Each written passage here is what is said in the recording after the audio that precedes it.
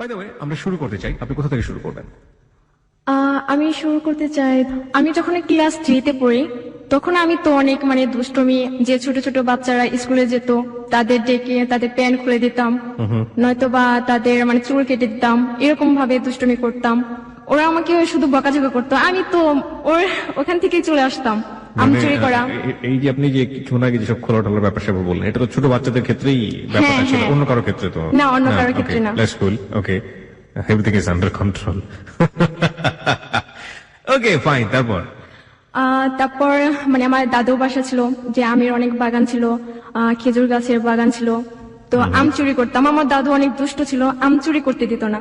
তো আমি আমার ছোট ছোট ভাইয়া ছিল, তো ওদের সাথে অনেক ভালো সম্পর্ক ছিল। তো আমার ভাইয়াদের বলতাম যে ভাইয়া, দাদু তো আমাকে আম চুরি করতে দেবে না, এমনি তো দেবে না, চুরি করতেও দেবে না, তো তুমি দাদুকে পটাবে আর আমি এদিক দিয়ে গাছে উঠবো। তো ভাইয়া তো তাদের পটানো শুরু করে দিত, আর আমি এদিক দিয়ে গাছে উঠতাম। গাছে উঠে আম ছিল অন্যদিকে ফেলতাম। আসলে আমি আম খেতে পছন্দ করতাম না, দুষ্টুমি করার জন্য, যে আমার ছোট ছোট ভাইদের জন্য এরকম করতাম।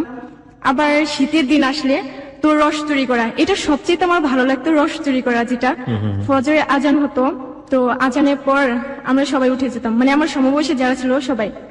রস চুরি করতে কিভাবে হয় সেটা যদি কেউ শিখতে চায় তাহলে আমার কাছে আসতে হবে। তো আমি আমার বান্ধবীদের সবাইকে বলতাম, ওরা গাছে উঠতে পারতাম না, আমি গাছে উঠতে পারতাম। খেজুর গাছে উঠে রসগুলো পেরে আবার ওই রস হাড়িতে পানি ঢেলে চলে আসতাম।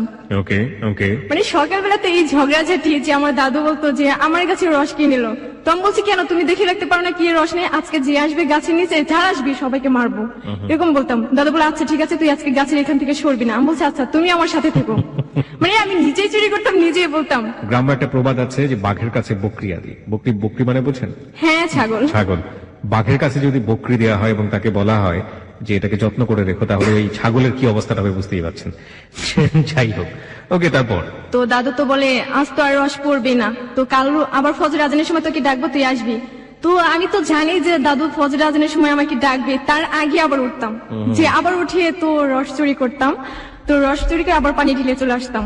ফজর আজানের শুরু হতো, দাদু আমাকে ডেকে উঠাতো, আমাকে গাছে উঠায়। তো আমি গাছে উঠে দেখি, বলে দাদু এখানে তো রস নেই, সবগুলো তো পানি। বলে এত ফজরে আজানের সময় আসছি, এর আগে কে নিল, আজকে সবার বাসায় বিচার দেবো। তো আমি বলছি আচ্ছা, আমি তোমার সঙ্গে আছি, তুমি টেনশন করো না। বলে আচ্ছা ঠিক আছে। এরকম আমার ছেলেবেলা কাটে।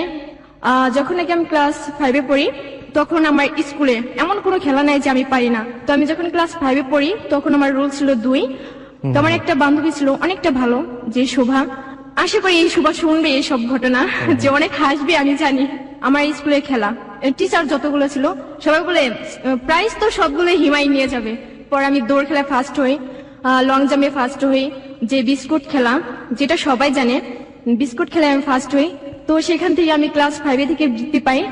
যখন আমি ক্লাস 7-এ উঠি, তখন আমাদের স্কুলে সেতু নামের একটা মেয়ে ভর্তি হয়। তো অনেক ভালো ছাত্রী ছিলাম বলে আমাকে বলে যে হিমা, আমি তোমার সাথে ফ্রেন্ডশিপ করবো। আমি বলছি আচ্ছা ঠিক আছে, আমার মতো লেখাপড়া শিখতে হবে, তারপর আমার সাথে ফ্রেন্ডশিপ করবে।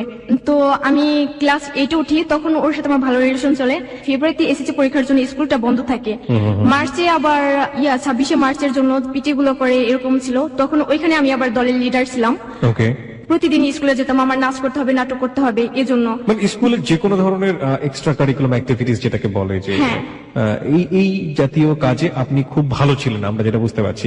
স্কুলে দৌড়ঝাঁপ, লং জাম্প, হাই জাম্প, কিংবা যে বিস্কুট খেলা আপনি যেটা বলছেন, সেগুলো তো আপনি লিডার। গ্রামেও একই ধরনের দৌড়াদৌড়ি থেকে দুষ্টুমি করা থেকে শুরু করে সেই জায়গাগুলোতে আপনি একেবারে পাকাপোক্ত, এটা আমরা বুঝতে পারছি। কিন্তু পড়াশোনায় খুব বেশি একটা বোধ হয় ভালো ছিলেন না। পড়াশোনায় কেমন ছিলেন? অনেক ভালো। দ্যাটস রিয়েলি কুল, যে একটা মেয়ে বড় হচ্ছে অবাধ একটা বিচরণ ক্ষেত্র যেটা বলতে পারি আমরা, কোন ধরনের বিধিনিষেধ নেই, চমৎকার একটা শৈশব। ফাইন, আপনি ক্লাস 8-এর কথা বলছিলেন, তারপর? তো 8-এ ওঠার পর আমার বড় বোনের বিয়ে হয়ে যায় অলরেডি। তো আমাকে দেখতে আসে 24 তারিখে। কয় ভাই বোন ছিলেন আপনারা? আমরা 3 ভাই বোন ছিলাম। আমার বড় বোন ছিল, তো ওর বিয়ে ঠিক হয়ে যায় আগে। একটু দাঁড়ান, আপনার কথা আমি একটু স্পষ্ট করে বুঝতে চাচ্ছি। একটা হচ্ছে আপনি ক্লাস 8-এ পড়ছেন তখন, রাইট? ওকে, আপনারা ভাই বোন যারা ছিলেন তার মধ্যে আপনার বোন একটা বড় ছিল আপনার, এবং আপনার ছোট একটা ভাই ছিল, তাই তো? আপনার বড় বোনের বিয়ে হয়ে গেছে ততদিনে? ঠিক হয়ে গেছে। আপনার বড় বোনের বিয়ে ঠিক হয়েছে, তখনও বিয়ে হয়নি? বড় বোনের সাথে আপনার বয়সের পার্থক্য কয় বছরের? 2 বছরে। 2 বছরে। তার মানে আপনার বড় বোনের বয়স, আপনার যদি তখন 14 বছর বা 13 বছর হয়ে থাকে, আপনার বড় বোনের বয়স হচ্ছে 15 থেকে 16 বছর, তাই তো? এই 15 থেকে 16 বছর বয়সে আপনার বড় বোনের বিয়ে ঠিক হয়ে গেছে, হ্যাঁ। পাশাপাশি আপনার বিয়েও ঠিক করছে। আসলে এটা আমি জানি না যে আমার বিয়ে ঠিক করছে বা এরকম কোনো কিছু। কি জানেন আপনি? ক্লাসে কি ঘটনাটা করছিল আমাকে একটু বলেন তো। যখন মানে 24 তারিখে যখন আমাকে দেখতে আসে, কোন পাগলামি মাসের শুরু করে। 24 তারিখ? মার্চ মাসের। মার্চ মাসের 24 তারিখ। ওকে। ছেলেটা মানে এরকম যে আমি জানি না, আমার আঙ্কেল মানে দেখানোর জন্য আসে, যে বলে দু বোনকে একসাথে বিয়ে দেবে আমার এসএসসি পরীক্ষার পর, তাদের স্বপ্ন ছিল এরকম। তো আমাকে দেখতে আসে, ছেলে বাসা থেকে পছন্দ করে, ছেলেটার নাম ছিল রানা। দাঁড়ান, আমাকে এক্স্যাক্টলি রিজনটা বলেন, আপনি কি দেখেছেন? আপনি তো জানেন না আপনাকে দেখতে এসেছে, আপনি কি দেখলেন, কি করলো আপনার সঙ্গে, এটা বলেন। মানে আমি যখন নাকি বাসায় আসি, তো আমার আঙ্কেল আমাকে শুধু বলে যে মাথায় মানে ওড়না দিয়ে রাখবে। তো আমি বলছি কেন আমি মাথায় ওড়না দিয়ে রাখবো, আমি তো কখনো ওড়না দিয়ে রাখি না, এখন আমি রাখবো কি জন্য? বলে না, বাসায় তো মেহমান আসছে, এখন একটু ভালো মতো চলাফেরা করো। তো আমি বলছি না, আমি এরকমই করবো। মানে আমার পাগলামি গুলো তো ছেলেটা আরো পছন্দ করে, যেরকম পাগলামি করি। তো বলে এখন ছোট তো বড়। ছেলেটা মানে- আপনার সামনে ছিল? হ্যাঁ, ছেলেটা আমার সামনে ছিল। আসলে বয়সটা একটু বেশি, আমি বুঝতে পারিনি যে সে ছেলেটা হবে আর কি। ছেলেটা যেহেতু আপনার অপরিচিত, আপনি জিজ্ঞেস করেননি ছেলেটা কে? হ্যাঁ, আমি জিজ্ঞেস করছি, বলছে যে তোমার ভাইয়া হয়, এরকম ভাবে বলছে। এটা কে বলছে? আপনার আঙ্কেল? হ্যাঁ, আমার বাবা uncle। কই তখন? তখন আমার বাবাও ছিল, মানে রান্না বান্নার জন্য ব্যস্ত ছিল আমার আম্মুর সাথে। ওকে। একই সাথে আপনার বড় বোনকেও দেখতে এসেছিল সেই দিন? না, আমার বড় বোনই তো আগে বিয়ে ঠিক হয়ে যায় আর কি। ওকে, আগে ঠিক হয়ে গেছে, ফাইন। ঠিক আছে, তারপর আপনি কবে বুঝলেন যে আপনাকে বিয়ে দেওয়ার জন্য এটা দেখানো হচ্ছে? 25 তারিখে। ওকে, কিভাবে বুঝলেন? 25 তারিখে আমাকে বলছে যে আমাকে তার মানে ছেলেটার বাবা মা দেখতে আসবে, এরকম ভাবে বিয়ে ঠিক করে। আমার আম্মু বলছে যে এরকম ভাবে এখন বিয়ে ঠিক রাখবো, তো পরে যদি কোনো কিছু করি। আমি বলছি আমার উপর বিশ্বাস রাখতে পারো, আমি ওরকম কোনো কিছু করবো না। আর আমাকে জিদ ধরে না, যদি জিদ ধরো তাহলে আমি অন্য কিছু করবো, এরকম ভাবে বলতাম। তো আমাকে মানে বিয়ে ঠিক হয়ে যায় 25 তারিখে, মাকে আংটি পরে যায়। পড়ালেখা বা কোনো কিছু তো আমার মন বসে না। 24 তারিখে আপনাকে দেখলো, 25 তারিখে বিয়ে ঠিক হয়ে গেল। হ্যাঁ। কবে বিয়ে হওয়ার কথা ঠিক হলো? এসএসসি পরীক্ষার পর তারা আমাকে নিয়ে যাবে। এসএসসি পরীক্ষার পরে নিয়ে যাবেন। আপনার কি বিয়ে পড়ানো হয়েছে তখন? মানে বিয়ে পড়ানো হয় না, জাস্ট আংটি পরানো। আংটি পড়ানো হয়েছে, তাহলে বিয়েটা কি এসএসসি পরীক্ষার পরে হবে না আগে হবে? হ্যাঁ, বিয়ে এসএসসি পরীক্ষার পর হবে। এসএসসি পরীক্ষার পরে হবে। ওকে, 2 বছর আগে আংটি পরেই গেল। হ্যাঁ। ওকে, ছেলেটা কি করতো? ছেলেটা আসলে তাদের দোকানপাট ছিল, যে সেগুলো দেখাশোনা করতো। ওকে ওকে, তারপর? তারপর তো আমার তো আর পড়ালেখা বা অন্যদিকে কোনো ভালো মন ছিল না। তো সেদিনের পর থেকে আমার খেলাধুলা আর হয় না।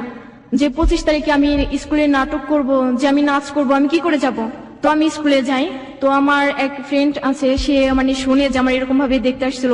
তো সেখানে যাওয়ার পর আমাকে বলে যে কিরে হিমা, তোর নাকি বিয়ে, তোর হাজবেন্ড নাকি গাড়ি নিয়ে আসে, অনেক কোটিপতির ছেলের সাথে বিয়ে, মানে এরকম ভাবে অনেক খেপাতো। তো আমি বলছি না, তোর বোনের বিয়ে, এরকম ভাবে বলতাম যে তোর বোনের বিয়ে, আমার বিয়ে না। বলে আমার বোনটাই তো তুই, এরকম বলছে। বলার পরে আমি স্কুলে মানে আমার ম্যাডাম ছিল, তাদেরকে আমি জানাই যে এরকম ভাবে আমার বাসা থেকে আমার বিয়ে চাপ দেয়। বলে আচ্ছা ঠিক আছে, আমরা দেখবো। দেখার কথা বলে, তো আমার বাসায় আর ম্যাডাম আসে না। যে আমি বলছি আমি ভালো স্টুডেন্ট, এক খারাপ স্টুডেন্ট হতাম যে আমাকে এই কারণে আমার বিয়ে দেবে। আমি তো খারাপ স্টুডেন্ট ছিলামও না যে আমাকে এরকম ভাবে বিয়ের জন্য চাপ দেবে। তো আমার অনেক মানে আমার স্বপ্নটা ছিল এরকম যে আমি পড়ালেখা করে ডাক্তার হব, যেটা আমার বাবারও স্বপ্ন ছিল যে এরকম করব। তো আর আমার মার স্বপ্ন ছিল আমি মাস্টার হব, আমার কাকি মাস্টার, এই কারণে। তো সেদিনের পর আমি 26শে মার্চ মানে কোনো মতে স্কুলে যাই। যাওয়ার পর মনটা আসলে ভালো ছিল না, তবুও বান্ধবীদের সাথে মানে মিশামিশি এরকম অন্যরকম ইয়ে করি। তো আমি নাটকটা করি, নাটক আর নাচ করি। নাচ করার পর আমি বাসায় চলে আসি। বাসায় চলে আসার পর আমাকে মানে ছেলেটা আমার জন্য ফোন নিয়ে আসে, যে ওদের বাসায় থেকে যে আমাকে ফোন দিবে, আমি ফোন ইউজ করবো, যে ছেলেটার সাথে কথা বলবো। তো আমি বাসায় এসে দেখি যে ছেলেটা আমাদের বাসায় আসছে। তো আমি বলছি আপনি কেন আসছেন, আমার কি বয়স হয়েছে বিয়ে করার? আপনি এত বড় ছেলে, আপনার সাথে কেন আমার এরকম, আপনি জানেন আমি আপনার মেয়ের বয়সী, এরকম ভাবে বলতাম, মানে লজ্জা দিতাম। তারপর ছেলেটা বলে যে এখন তো তুমি ছোট, এই কারণে বুঝতে পারো না, যখন নাকি সময় হবে তখন তুমি বুঝতে পারবে। তো আমি বলছি দেখেন, আপনি আমার জীবন থেকে সরে যান, আপনি তো আমার জীবনটাকে নষ্ট করতে আসছেন, আমার জীবনটা আর সাজানো গোছানো হবে না, এরকম ভাবে বলছি। বলে পরে না, আচ্ছা ঠিক আছে, তোমাকে আর ডিস্টার্ব করবো না, যে একবারে 2 বছর পরে আসবো। আসলে ছেলেটা মাঝে মাঝে আসতো গাড়ি নিয়ে, যে আমি স্কুলে যেতাম, আমার স্কুলের সামনে। গাড়ি মানে কি গাড়ি নিয়ে আসতো? বাইক? হ্যাঁ। ওকে। তো গাড়ি নিয়ে আমার স্কুলের সামনে দাঁড়িয়ে থাকতো, আমি স্কুল থেকে বের হতাম, আমার পায়ের নিচে টাকা রেখে চলে যেত, নয়তো বা কিছু কিনে আমার বান্ধবীদের কাছে পাঠিয়ে দিত। আসলে আমি ওইসব মানে ইয়ে করতাম না, ওর জিনিস আমি পছন্দই করতাম না। আর টাকা তো নেওয়া দূরের কথা, আমি টাকা নিয়ে আমার মানে বান্ধবী দিতাম, বলতাম আচ্ছা তো রাখা। মানে নভেম্বর মাস পর্যন্ত এরকমই চলে যে আমার পড়ালেখা ভালো মতো হয় না। আমি কখনো 99 নিচে আমি অঙ্কে পাইনি, আমি ও দ্বিতীয় সময় পরীক্ষা ফেল করি অঙ্কে। ওকে, আমি যতটুকু বুঝি যে এই সময়টাতে আপনি আপনার বাবা মাকে কি বলেছিলেন যে আপনি বিয়ে করতে চান না, সুতরাং কোনোভাবে যেন বিয়েটা না দেওয়া হয়? আসলে হ্যাঁ, আমি বলছি যে আমার কি বিয়ে করার বয়স হয়েছে, তোমরা এখন আমাকে বিয়ে কেন দেবে? তো আমার আম্মু আব্বু বলছে যে এখন বিয়ে ঠিক হলে তো আর বিয়ে হয়ে গেল না, তোকে তো 2 বছর পর নিয়ে যাবে, এরকম ভাবে বলতো। মানে অনেক বোঝানোর চেষ্টা করে আর কি। তো তারা বোঝে না। আমার ফুপ্পিরা সবাই তো তাকে পছন্দ করে, বলে ছেলেটার কি নেই, গাড়ি আছে, বাড়ি আছে, টাকা আছে, কোনো কিছুর অভাব নেই। আমি বলছি আমার এইসবের দরকার নেই, আমার সুখ হলে হবে। আমি চাই না যে আমার এত টাকা পয়সা লাগবে। অক্টোবর মাস আসে, অক্টোবর মাসে আমি 6 দিনের জন্য নাচার একটা প্রোগ্রাম ছিল, সেখানে আমি চলে যাই। সেখান থেকে ফিরে আসি 31 তারিখে বাসায় আসার পর আমি 2 তারিখে প্রাইভেটে যাই, একদিন শুধু রেস্ট নেই। আমার বান্ধবী প্রাইভেটে যায় না, সেতু। তো আমি আবার ওদের বাসায় যাই। বাসায় গিয়ে বলি যে সেতু তুমি স্কুলে যাও নাই কেন, প্রাইভেট কেন মিস করলে? তো ও তো আমাকে বলে যে দেখো একটা ছেলে আমাকে ফোন করে, তো আমাকে অনেক ডিস্টার্ব করে, আমার আম্মু আমাকে অনেক বকাঝকা করে, যেভাবে পারে তুমি এটা ম্যানেজ করো। তো আমি বলছি আমি কি করব? তো সে আমাকে বলতে আছে যে না তুমি ছেলেটার সাথে কথা বলো, তুমি বললে অবশ্যই ছেলেটা শুনবে। তো আমি বলছি আচ্ছা ঠিক আছে আমি বলবো। তো ছেলেটাকে মিস কল দেয়, মিস কল দেওয়ার পরে সাথে সাথে ছেলেটা ফোন করে। ওকে, যে জায়গাটাতে আমরা ছিলাম, সেতুকে ডিস্টার্ব করতো একটি ছেলে কোন একটি আননোন নাম্বার থেকে, এবং সেই ছেলেটিকে আপনাকে দিয়ে ধমকাবে সেই ছেলেটিকে। হ্যাঁ, মিস কল দেওয়ার পরে সাথে সাথে ছেলেটা ফোন করে, রিসিভ করে সালাম দেই, সালামের উত্তরটা নেয়। তো আমাকে বলছে যে কে আপনি? তো আমি বলছি কেন মানুষ? বলার পরে ছেলেটা বলে যে মানুষ আপনার বাসা কোথায়? সে তো আমাকে শিখে দেয়, বলো যে তোমার বুকের ভিতর। তা আমি ছেলেটাকে আসলে বলে ফেলি যে তোমার বুকের ভিতর। তো ছেলেটা বলে যে আপনি পাগল হয়েছেন, আপনার বাসা থেকে কেউ জানে না? আর যদি না জানে তাহলে বাসায় গিয়ে বলেন যে আপনার পাগলাগার খালি আছে, সেখানে গিয়ে ভর্তি করে দিতে, যত সব। এ কথা বলার সাথে সাথে ফোনটা কেটে দেয়। তো আমি বলছি সে তো তোর জন্য আজকে ছেলেটা আমাকে এসব কথা বলবে, বলে আবার মিস কল দাও, ছেলেটাকে বলো, তুমি বুঝিয়ে বলো। তো আবার মিস কল দেয়, মিস কল দেওয়ার পর সাথে সাথে ছেলেটা ফোন করে। তো ফোন করার পর আমি বলছি সরি ভাইয়া, আসলে আপনি যে এই নাম্বারে ফোন করেন নেক্সট টাইম আর ফোন করবেন না, কারণ আপনি কি চান যে আপনার জন্য কেউ বকা শুনুক বা মার খাক? আর যদি আপনি ভদ্র করে ছেলে হয়ে থাকেন তাহলে ফোন করবেন না। তো ছেলেটা আমাকে বলে তুমি অনেক সুন্দর করে কথা বলতে পারো, তোমার নামটা কি? তখন আমি বলি কানিজ ফাতেমা জাইমা। তো আমি আবার জিজ্ঞেস করি আপনার নামটা কি? তখন বলে সাজিদুল কবির রাকিব। তো আমি বলছি আচ্ছা ভাইয়া সরি যে আপনাকে এইসব কথা বলছি ফার্স্ট, তো আপনি আর ফোন করবেন না। ছেলেটা বলে আচ্ছা আমি ফোন করবো না, তোমার বান্ধবীকে ডিস্টার্ব করবো না যদি তুমি আমার সাথে কথা বলো। ওকে। তো আমি বলছি আমি আপনার সাথে কেন কথা বলতে যাব? তো আমার বান্ধবী বলে আচ্ছা ঠিক আছে বল যে আমি বলবো। তো আমি বলছি আচ্ছা ঠিক আছে আমি বলবো। বলে আচ্ছা ঠিক আছে এখনই তুমি নাম্বারটা নিয়ে যাও। আমি সাথে সাথে ফোনটা কেটে দেই। তো আমি সেতুকে বলছি সেতু এখন আমি কি করব? আমি তো ফোন ইউজ করি না, বা আমার বাসা থেকে কখনো ফোন আমার ধরতে দেবে না, আর আমি এরকম কোনো কিছু আমি করতে চাই না। তো এরকম করার পর বলে না তুই নাম্বারটা নিয়ে যা। তখন আমি আমার খাতায় নাম্বারটা তুলি, ওর নাম লিখে রাখি পথহারা পথিকের সঙ্গী। বাসায় চলে আসার পর আমি শুধু ভাবতে থাকি কেন ছেলেটা আমার সাথে কথা বলতে চায়। যখন নাকি বিয়ে ঠিক হয় তখন ভাবতাম যে আমার লাইফে এরকম কোন ছেলে আমার লাইফে যদি আসতো যার হাত ধরে আমি চলে যেতে পারতাম, এখান থেকে আমার মুক্তি দিত, যে আমি মুক্তি পেতাম। 3 তারিখ আমি প্রাইভেটে যাই। তো সে তো বলে ছেলেটার সাথে আর কথা বলছিস? আমি বলছি না আমি ছেলেটার সাথে কথা বলবো কেন। 2 দিন পর আবার আমার বান্ধবীর ফোনে ফোন করে, বলে কেন মেয়েটা আমাকে কেন ফোন করে না, জামাইকে বলো যে ফোন করতে। সে তোমাকে বলে দেখ তুই যদি ওকে ফোন না করিস তাহলে ছেলেটা আমাকে ডিস্টার্ব করবে। তখন আমি বলছি আচ্ছা ঠিক আছে। তখন আমি প্রাইভেট না পড়ে আমি বাসায় চলে আসি। না এরপর আমি রাকিবকে ফোন করি, ফোন করে সালাম দিয়ে কথা বলি। আমি বলছি ভালো আছেন, এ কথা বলার সাথে সাথে তো ধরতে পারছে যে আমি। তো বলে হ্যাঁ ভালো আছি। আমাকে জিজ্ঞেস করে তোমার সাথে কি ফ্রেন্ডশিপ করতে পারি? আমি বলছি অবশ্যই পারেন। সে আমাকে দেখার জন্য পাগল যে তোমাকে আমি দেখবো। আমি বলছি এখন আমি দেখা টেকা করতে পারবো না, কারণ আমার সমস্যা, আমার সামনে পরীক্ষা, আমার পড়তে হবে। বলে না তুমি আমার সাথে দেখা করবা। এরকম করার পর আমি বলছি না আমি দেখা করতে পারবো না। এরকম রাগারাগি করার পর আমি ফোনটা কেটে দিই। পরের দিন প্রাইভেটে যাই 4 তারিখে। প্রাইভেটে গিয়ে আমি সেতুকে বলি যে সেতু ছেলেটা আমাকে এরকম ভাবে বলে যে দেখা করতে চায়, আমার তো ছেলেদের সাথে দেখা করতেই ভয় করে। সেদিন 4 তারিখে রাতে যে আমি আবার ঘুমানোর জন্য আমার চাচাতো বোনের কাছে যাই। তো ওকে আবার ফোন করি, ও আমাকে জিজ্ঞেস করে যে আমি তোমার কি হয়ে? আমি বলছি কেন জাস্ট ফ্রেন্ড। বলে না আর কিছু না। আমি বলছি না। বলে আর কিছুই না। আমি বলছি না। তো এরকম ভাবে বলছে, হাসাহাসি করি। তো হাসাহাসি করার পর ফোনটা কেটে দেয়। কেটে দিয়ে আমাকে একটা SMS করে যে আই লাভ ইউ জান। কয়দিনের মাথায় এটা হলো? কয়দিনের মাথায়? 2 তারিখ থেকে কথা বলা শুরু হয়, 4 তারিখ রাতে। 4 তারিখ রাতে আপনাকে আই লাভ ইউ জান বলে দিয়েছে? হ্যাঁ। ওকে। SMS করে যে আই লাভ ইউ জান। আপনি ছেলেটা সম্পর্কে কিছু জানতেন? আসলে আমি এরকম কোনো কিছু আমি জানি না, কোথায় থাকে, কি করে, কি পড়ছে, না এরকম কিছু জানি না। ওকে। তো আমি আবার কি করব, যে আমি আমার চাচাতো বোনকে বলছি যে এরকম এরকম ছেলেটা তো আমাকে এভাবে SMS করছে, এখন আমি কি করবো? তোমার চাচাতো বোন বলে তুই আই লাভ ইউ টু লেখ। আমি বলছি আমি লিখতে পারবো না। তো আমার চাচাতো বোন লিখে দেয় যে আই লাভ ইউ টু। তো পাঠানোর পর ওর সাথে সাথে ফোন করে, SMS পড়ার পর ফোন করে বলে যে তুমি কি আমাকে সত্যি লাভ করো? তো আমি কি বলবো, আমি ছেলেটাকে চিনি না, জানি না, আমি লাভ করব দেখি নাই, জাস্ট ফ্রেন্ডশিপ, আবার লাভ রিলেশন, এটা কি করে হয়? এরকম বলার পর আমি বলছি কি হ্যাঁ আমি লাভ করি আপনাকে। বলে আচ্ছা ঠিক আছে, তুমি আমার সাথে কালকে দেখা করো। আমি বলছি সরি, আমি কালকে দেখা করতে পারবো না, 7 তারিখে ঈদ, ঈদের দিন আমি দেখা করব। ঈদের আগের দিন শপিং করি। ওকে আমি জিজ্ঞেস করি যে তুমি কি কালার ড্রেস পছন্দ করো? তো আমাকে বলে পেস্ট আর খয়েরি। তো আমি দুটাই জামা কিনি। জামা কিনেছেন আপনার নিজের জন্য? হ্যাঁ নিজের জন্য। ও আমায় জিজ্ঞেস করছে তুমি কখন আসবা? আমি বলছি সকালবেলা বের হবো। যে কোথায় যাব সেটা আমি নিজেও জানি না, কোথায় গিয়ে দেখা করব। আমি এরকম যে ঈদের আগের দিন সকালবেলা থেকে রাত 2টা পর্যন্ত আমি সবাইকে মেহেদি হাতে দিয়ে দিই, যে ছোট থেকে বড় পর্যন্ত। আমি অনেক মেহেদি দিতে ভালোবাসি, অনেক সুন্দর করে দিতে পারি। তো সবাই আসে, আমিও হাতে মেহেদি লাগাই। সকাল 6টার দিকে আমি ঘুম থেকে উঠি, আমি আমার বান্ধবীদের সবাইকে ফোন করি। তো আমি আবার 3500 টাকা ম্যানেজ করে আমার বান্ধবীরা সবাই আমাদের বাসায় আসে। 9টা বা 9:30 এরকম হবে আর কি। তো ঈদের দিন আমি বের হই। আমি আবার কি যে রোদ সহ্য করতে পারি না, রোদ্রে গেলে আমি অজ্ঞান হয়ে পড়ে যাই। তো বাসে উঠবো, বাসে ওঠার সময় মাত্র ডান পা বাড়ার সাথে সাথে আমি অজ্ঞান হয়ে পড়ে যাই। তো আমাকে হসপিটালে নিয়ে যায়। নিয়ে যাওয়ার পর আমার বান্ধবীরা আমার আব্বুকে ফোন করে, তোমাকে সেখানে নিয়ে চ্যালেঞ্জ এসব দেওয়ার পর রাত 8টার সময় জ্ঞান ফিরে। 9টার পর থেকে এরকম অবস্থা, সারাদিন আমার এরকম কাটে। আর এদিক দিয়ে তো রাকিব আমার চাচাতো বোনকে ফোন করতে আছে যে আপু ও কি বের হয়েছে, তো আমার চাচাতো বোন ওকে জানিয়ে দেয়। চাচাতো বোনের সাথে রাকিবের কথা হলো কিভাবে? আমি কথা বলতাম যে আমি ওর কাছে থেকে কথা বলছি, তখন ও জানে। আপনি তখন ওর সঙ্গে কথা বলিয়ে দিয়েছিলেন? হ্যাঁ। Okay fine. তারপর রাকিব তো অনেক কান্নাকাটি করে যে আজকে দেখা করতে যাব, যে দেখা করতে পারলাম না। কয়দিনের মাথায় কান্নাকাটি করছে? 5 দিন। 2 তারিখ থেকে কথা মাত্র, যে 4 তারিখে অফার দেওয়া, আর 7 তারিখে তো Eid. That's really happen in life, প্রিয় শ্রোতা, বিকজ যারা কিশোর কিশোরী, ওদের মনটা, ওদের মানবিক গঠনটা, বয়ঃসন্ধি কাল, দ্যাটস রিয়েলি হ্যাপেন, এগুলো হয়। এবং ও তো বলেছে এটা যে 7 দিন, কখনো কখনো 7 মিনিটে এসব ঘটনা ঘটে যায়। এবং এটা যে আসলে জীবনে কত বড় একটা প্রভাব ফেলতে পারে সেটা আমরা কিছুটা হলেও গেস করতে পারছি, যে আমাদের যেহেতু হ্যালিট 920 শুনে ধারণা আছে, সুতরাং এই গল্পের ট্র্যাক গুলো কোথায় গিয়ে থামতে পারে। Let's not imagine.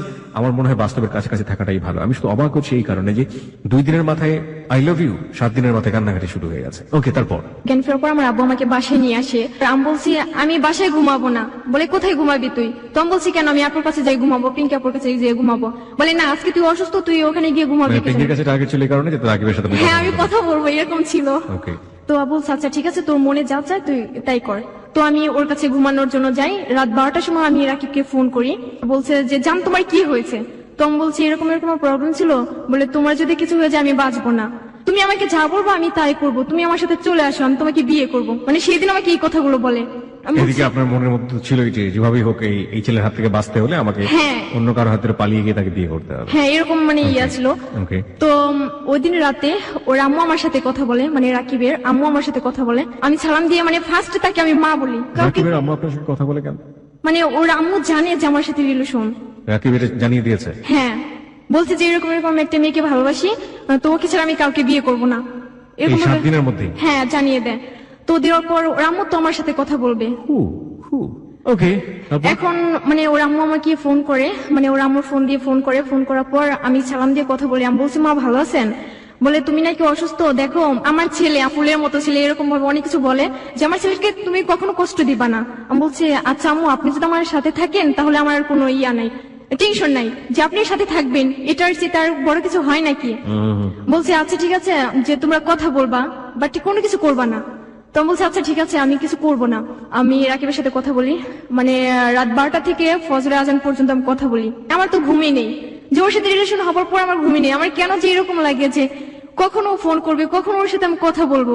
তার আলটিমেটলি প্রথম দিকে আপনাদের যেটা টার্গেট ছিল যে ধমক দিতে যাওয়া, ছেলেটাকে বকাঝকা করা, এবং ছেলেটার সাথে এক ধরনের মিসবিহেভ করা, ছেলেটাকে এক ধরনের হিপোক্রেসি বা প্রতারণা করা, সেটা করতে গিয়ে আপনাদের আলটিমেটলি আপনারা যে যা হওয়ার প্রেমে পড়ে গিয়েছেন, তাই তো? কিশোরী বয়সে যেটা হয় আর কি আলটিমেটলি। ওকে, তারপর পরের দিন সকালবেলা আমি ওকে ফোন করি, তোর ফোনটা অফ ছিল।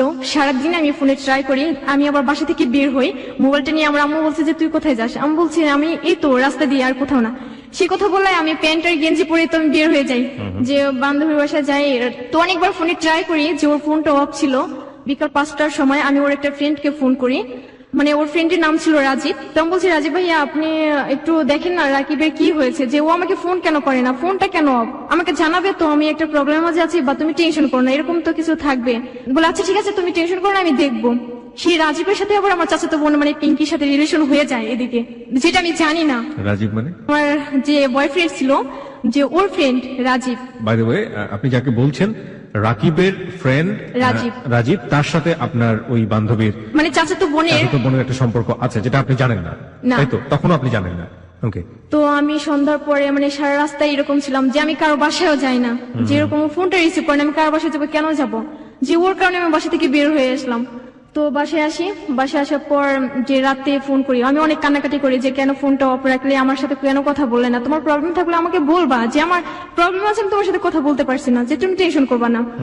তো বলছে সরি জান আমার ভুল হয়ে গেছে, মানে কথায় কথায় ও জান ছাড়া কথাই বলতো না, অন্যরকম ছিল। যে কথা বলবে, কথা বলার শেষে আই লাভ ইউ জান ভালো থেকো, মানে এরকম ভাবে কিছু বলে তারপর ফোনটা রাখবে। পরের দিন আমার মানে চাচাতো ভাই, তো ভাইয়ার ফ্রেন্ডদের নিয়ে যায়, তো আমাকে বলে যে জামা পরো। আমি বলছি না আমি এখন পরবো না, আমি কোথাও বের হবো না, কারণ আমি বের হলে তো আমি কথা বলতে পারবো না, সেটা আমি নিজেও জানি।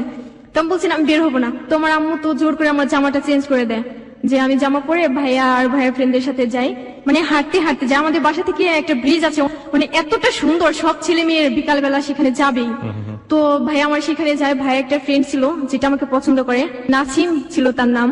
তো ভাইয়া বলছে তুমি ওর সাথে কথা বলো, ছেলেটার সাথে। আসলে আমার মনটা ছিল না ভালো, যে আমি রাকিবের সাথে কথা বলতে পারছি না, কার সাথে আমি কথা বলবো। আমি বলছি ভাই আমার ভালো লাগছে না। যে বলে তুমি কি কি খেতে পছন্দ করো বলো, মানে ছেলেটা আমাকে জিজ্ঞেস করে। বলার পর আমি বলছি না আমি কিছু খেতে পছন্দ করি না। ভাই আবার জানে যে আমি কোন আইসক্রিম চিপস পছন্দ করি, তো আমার জন্য এগুলো মানে অনেক মানে খাবার নিয়ে যায়। আমি বলছি তুমি আমাকে এই খাবার দিয়ে ভুলাবে, কখনো ভুলাতে পারবে না। তো ভাই বলছে না খাওয়া। ছেলেটা কি করে, ছেলেটা আমাকে বলে যে তোমাকে আমি পছন্দ করি। আমি বলছি কি করতে পারবেন আমার জন্য? বলে তোমার জন্য আমি সবকিছু করতে পারি। আমি বলছি মরতে পারবেন? বলে হ্যাঁ। আমি বলছি তাহলে এই ব্রিজ থেকে লাফ দিয়ে আপনি মারা যান। তো ছেলেটা বলে যে তুমি আমাকে এরকম ভাবে বলছো কেন, যে আমি ব্রিজ থেকে লাফিয়ে মারা যাবো। পরে সাথে সাথে ছেলেটা মানে কি যেন পকেট থেকে বের করে সাথে সাথে হাত কাটে আমার সামনে। এই ছেলেটা তো আপনাকে আগে থেকে পছন্দ করতো, রাইট? মানে আগে থেকে পছন্দ করতো, সেদিনই আমার ফার্স্টে দেখে আর কি, দেখেই এই সঙ্গে সঙ্গে এই ধরনের প্রতিক্রিয়া।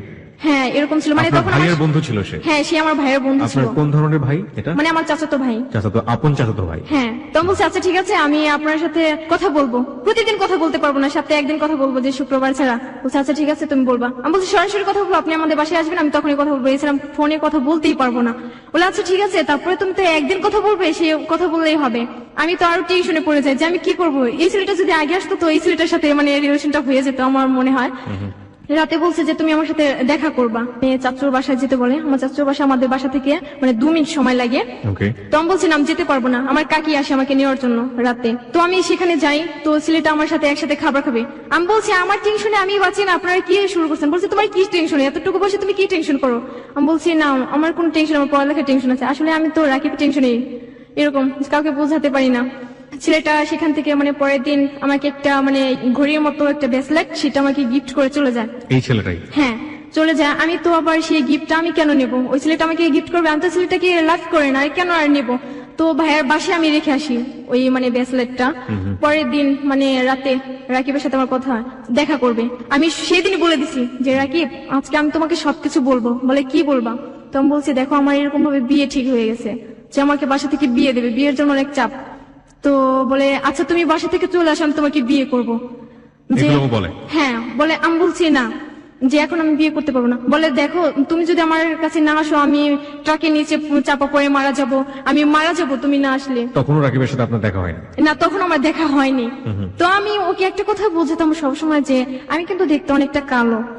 বলে তুমি কালো হও, প্রতিবন্ধী হও, যেরকমই হও, তবু আমি তোমাকে লাভ করি। আমি বলছি তুমি তো আমাকে দেখো নি, কেন এত লাভ করো? বলে সে চেহারাটাকে বা অন্য কিছু তো আমি লাভ করি, আমি তোমার জাস্ট মনটাকে লাভ করি।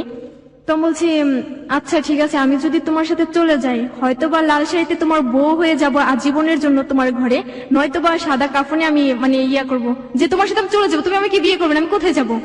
এরকম ভাবে আমি বলে দেই আচ্ছা ঠিক আছে তুমি আমার সাথে চলে আসবা। তার কিছুদিন পর আমার স্কুল আবার খুলে। তো আমি স্কুলে মানে কখন আমি পিছনের বেঞ্চে আমি বসি না, যে সেদিন আমি পিছনের বেঞ্চে যে বসি, আমি কখনো স্কুলে যাই আমি এরকম ভাবে চলে আসি না। সেদিন আমি ম্যাডামকে বলে যে ম্যাডাম আমি বাসায় চলে যাবো। সবাই তো অবাক যে আমার বান্ধবীরা যে হঠাৎ করে হিমা তোর কি হয়েছে আমাকে বল, তো আমি বলছি না আমার এমনিতে কিছু হয় না, আমার মাথা ব্যথা জাস্ট এটুকুই। তো তাকে আমি বলে আমি চলে যাই। তো রাস্তা দিয়ে ভাবতে ভাবতে আমি যাই যে ছেলেটা আমি কি ওকে সত্যি ভালোবাসি, ও কি আমাকে সত্যি ভালোবাসে, ও কি আমাকে বিয়ে করবে, ওর সাথে কি আমি চলে যাবো, মানে এসব ভাবতে ভাবতে আমি বাসায় চলে যাই। কোন তো ক্লাসে পড়ছেন তখন আপনি? তখনও ক্লাস 8 এ? হ্যাঁ তখন আমি 8 এ। ওকে। মানে আমাদের বাসায় যাওয়ার একটা মোড় আছে, মানে ব্রিজের ওইদিকে মানে ট্রাক ছিল, অনেকগুলো গাড়ি ছিল, আমি আসলে ওইগুলো লক্ষ্য করি না যে আমার আশেপাশে কোনো গাড়ি আছে কিনা। তো মানে গাড়ি তো হর্ন দিতেই আছে, আমি তো কিছুই শুনতে পাই না, গাড়ির মাঝখানে পড়ে গেছি। বাম দিকে তাকাবো বাম দিকে গাড়ি, ডান দিকে তাকাবো ডান দিকে, মানে সব দিকে চারপাশে গাড়ি। এত বকাঝকা সব ড্রাইভাররা যে তুমি চোখে দেখো না কানে শুনো না, তুমি এরকম ভাবে রাস্তার মাঝখান দিয়ে হাঁটতেছো। আসলে আমি তখন ভাবতেছিলাম রাকিবকে নিয়ে। বুঝতে পেরেছি। বাসায় চলে যাওয়ার পর আমার আম্মু আমার বোন তো সবাই তো অবাক যে তুই এখন চলে আসলি, কোনটা মেয়ে স্কুল থেকে চলে আসলি। আমি বলছি আমার ভালো লাগছে না। তো আমি বলছে শুয়ে থাক। তো বলছে তুমি আমাকে 50টা টাকা দাও। বলছি কি করবি? আমি বলছি কই না আইসক্রিম খাবো, দোকানে গিয়ে কার্ড কিনে নিয়ে আসি। ফোন করার পর রাকিবকে বলি রাকিব আমি সত্যি তোমার সাথে চলে যাবো, আমার পড়ালেখা কোনো দিক দিয়ে মন বসে না। আসলে ওর সাথে রিলেশন হওয়ার পর আমি মানে কিছু কবিতা লিখি। তখন আপনার দেখা হয়নি ওর না সাথে? তখন আমার দেখা হয়নি। Okay. 19 তারিখে আমরা ডিসাইড করে যে যাবো কবে। তো ও বলছে যে তুমি 21 তারিখে চলে আসবা। চলে আসবে মানে কি একবারে বাড়ি? একেবারে মানে বিয়ে করবে সেদিনই, আমাকে দেখা করার দিনে। তার আগ পর্যন্ত দুজন দুজনকে জানেন না, বোঝেন না, চোখের দেখাও দেখেন না চোখে দেখা আমরা দেখি না। জোর একটা ফ্রেন্ড মানে রাজীব, যেটা আমার চাচাতো বোনের সাথে রিলেশন, তো রাজীব আমাকে বলে যে তুমি এই কাজটা ভুলে করবা না, তুমি ওই ছেলেটার সাথে চলে আসবা না। আমি বলছি কেন, তাহলে কি আপনার সাথে চলে যাবো? এরকম ভাবে তার সাথে আমার ঝগড়াঝাটি হয়। তারপর আমি নভেম্বরের 21 তারিখে চলে যাই ওর সাথে। যে আমার ফার্স্টে দেখা হয় হেমাদপুর। আমি কি বলবো, আমি ওকে কিছুই বলতে পারি না, দেখি আমি অবাক। অনেক সুন্দর ছিল, যে জানি না আর কারো চোখে কেমন লাগে, কিন্তু আমার চোখে অনেক ভালো লাগে, যে আমি যাকে ভালোবাসি সে এরকম হবে। তো ও আমাকে বলছে তুমি রাস্তাটা পার হয়ে এসো। আমি তো রাস্তা পার হতে পারবো না, তুমি আমাকে রাস্তাটা পার করে নিয়ে যাও। রাস্তাটা পার করে নিয়ে আমাকে চেঞ্জিতে করে একেবারে মানে ফার্ম গেট নিয়ে আসি। নভেম্বরের 21 তারিখ থেকে আপনি বাড়ি থেকে পালালেন? হ্যাঁ সেদিন আমি 10,000 টাকা নিয়ে মাত্র বের হই। 10,000 টাকা বাড়ি থেকে চুরি করলেন? হ্যাঁ। চুরি করে আপনি এই ছেলেটার জন্য একেবারে পালিয়ে আসলেন, যে ছেলেটাকে আপনি জানেন না, শোনেন না ভালো করে, এবং এই ছেলেটার সাথে আপনার প্রথম দেখাতেই আপনি ওর জন্য বাড়ি থেকে পালিয়ে আসছেন। টার্গেট হচ্ছে আপনি তাকে বিয়ে করবেন, হ্যাঁ। তাই তো? হিমা, যেখানে আমরা ছিলাম, আপনি বলছিলেন যে 10,000 টাকা বাড়ি থেকে নিয়ে আপনি এই ছেলেটার জন্য পালিয়ে গেলেন, এবং আপনি ছেলেটাকে এর আগে দেখেন পর্যন্ত, হ্যাঁ। জানেন না ডিটেল কোনো কিছু। ওকে, তারপর? ফার্ম গেট আসার পর এত রোদে আমাকে দাঁড় করায় যে আমার মনে হয় যে আমি আবার অজ্ঞান হয়ে যাবো সেই দিনের মতো। তা বলছি কোথায় নিয়ে যাবো? বলে আমি যদি তোমাকে রাস্তায় রাখি তুমি রাস্তায় থাকতে পারবে না, মানে এরকম অনেক কিছুই বলে। আমি বলছি হ্যাঁ, যেহেতু ঘর ছেড়ে চলে আসতে পারছি তোমার হাত ধরে, তুমি আমাকে যেখানে নিয়ে রাখবে তুমি আমার সাথে থাকলেই চলবে। আমাকে এখন একটু বলেন তো, সবার কিউরিওসিটি হচ্ছে সেজন্য জিজ্ঞেস করছি, ছেলেটার বয়স কত ছিল? ও বলছে যে 21। ওই সময় ওর বয়স 21 বছর? হ্যাঁ, আমাকে বলছে যে ও নাকি অনার্স সেকেন্ড ইয়ার পড়ে। আমি তো আমাকে যাত্রাবাড়ি গাড়িতে করে নিয়ে আসি। নামার পর মানে হঠাৎ করে কোথায় আমরা বাসা পাবো, আমরা বিয়ে করিনি, কেউ আমাকে বাসা দেবে না, এমন একটা বিল্ডিং এর ভিতর নিয়ে যায়। তো আমি তো অবাক, আমি বলছি তুমি আমাকে কোথায় নিয়ে আসলে? তো বলে দাঁড়াও দেখি এখানে যদি একটা ফ্ল্যাট পাই। আমি বলছি আজকে তুমি কোথায় ফ্ল্যাট পাবে? আজকে 21 তারিখ, এটা তো মাসের শেষ দিকে, মানে 1 তারিখে তো বাসা পাওয়া যায়, তার আগে তো বাসা পাওয়াই যাবে না। বলার পর বলছে আচ্ছা ঠিক আছে তুমি এখানে দাঁড়াও আমি দেখি। কি বলবো ভাইয়া, ওখানে মেয়েরা নাকি অনেক খারাপ ইয়া করে। আমি বলছি তুমি আমাকে এখানে নিয়ে আসলে কেন? আমি আর একটা মুহূর্তে এখানে থাকতে পারবো না। তো আমি সেখান থেকে চলে আসি, ও আমার হাত ধরে টেনে ধরে যে তুমি কোথায় যাবে, আমি তোমাকে যেখানে নিয়ে যাবো তুমি সেখানে যাবে। তো ওইখান থেকে আমি নেমে আসি, ও আমার সাথে চলে আসার পর রাস্তায় একটা লোকের সাথে কথা বলে, যেটা আমি দূর থেকে লক্ষ্য করি। তো ওই লোককে সবকিছু বলে যে আমরা এরকম এরকম বাসা থেকে চলে আসছি, ওর বিয়ে ঠিক হয়েছে বলে ও আমার সাথে চলে আসছে, ও বিয়েতে রাজি না। সে তো লোকটা তো আমাকে দেখে অবাক যে এতটুকু মেয়ে বিয়ে করবে, যে এটা তো সমাজে মানবে না বা আইনগত ভাবে হবে না। ও বলছে যে আচ্ছা পরে দেখা যাবে, আগে একটা ফ্ল্যাট নেওয়ার ব্যবস্থা করেন। তো সেই লোকটা আমাকে নিয়ে যায় যাত্রাবাড়ি টনি টাওয়ারের ওইদিকে, পানির পাম্প ছিল যেখানে, ওইখানে আমাকে নিয়ে যায়, একটা ফ্ল্যাট পায়। একটা বৃদ্ধ লোক ছিল, একটা মহিলা, তার হাজবেন্ডের সাথে ভালো রিলেশন ছিল না, তার একটা মেয়ে ছিল। এখন তারা তো বাসা ভাড়া দেবে না, আমাকে জিজ্ঞেস করে যে তোমাকে কি ছেলেটা জোর করে নিয়ে আসছে? আমি বলছি না, আমি স্বেচ্ছায় আসছি। এ কথা বলার পর বলে আচ্ছা ঠিক আছে তোমরা বিয়ে করছো? আমি বলছি না বিয়ে করিনি এখনো। বলে বিয়ে করা ছাড়া তোমাদের বাসা ভাড়া দেওয়া যাবে না।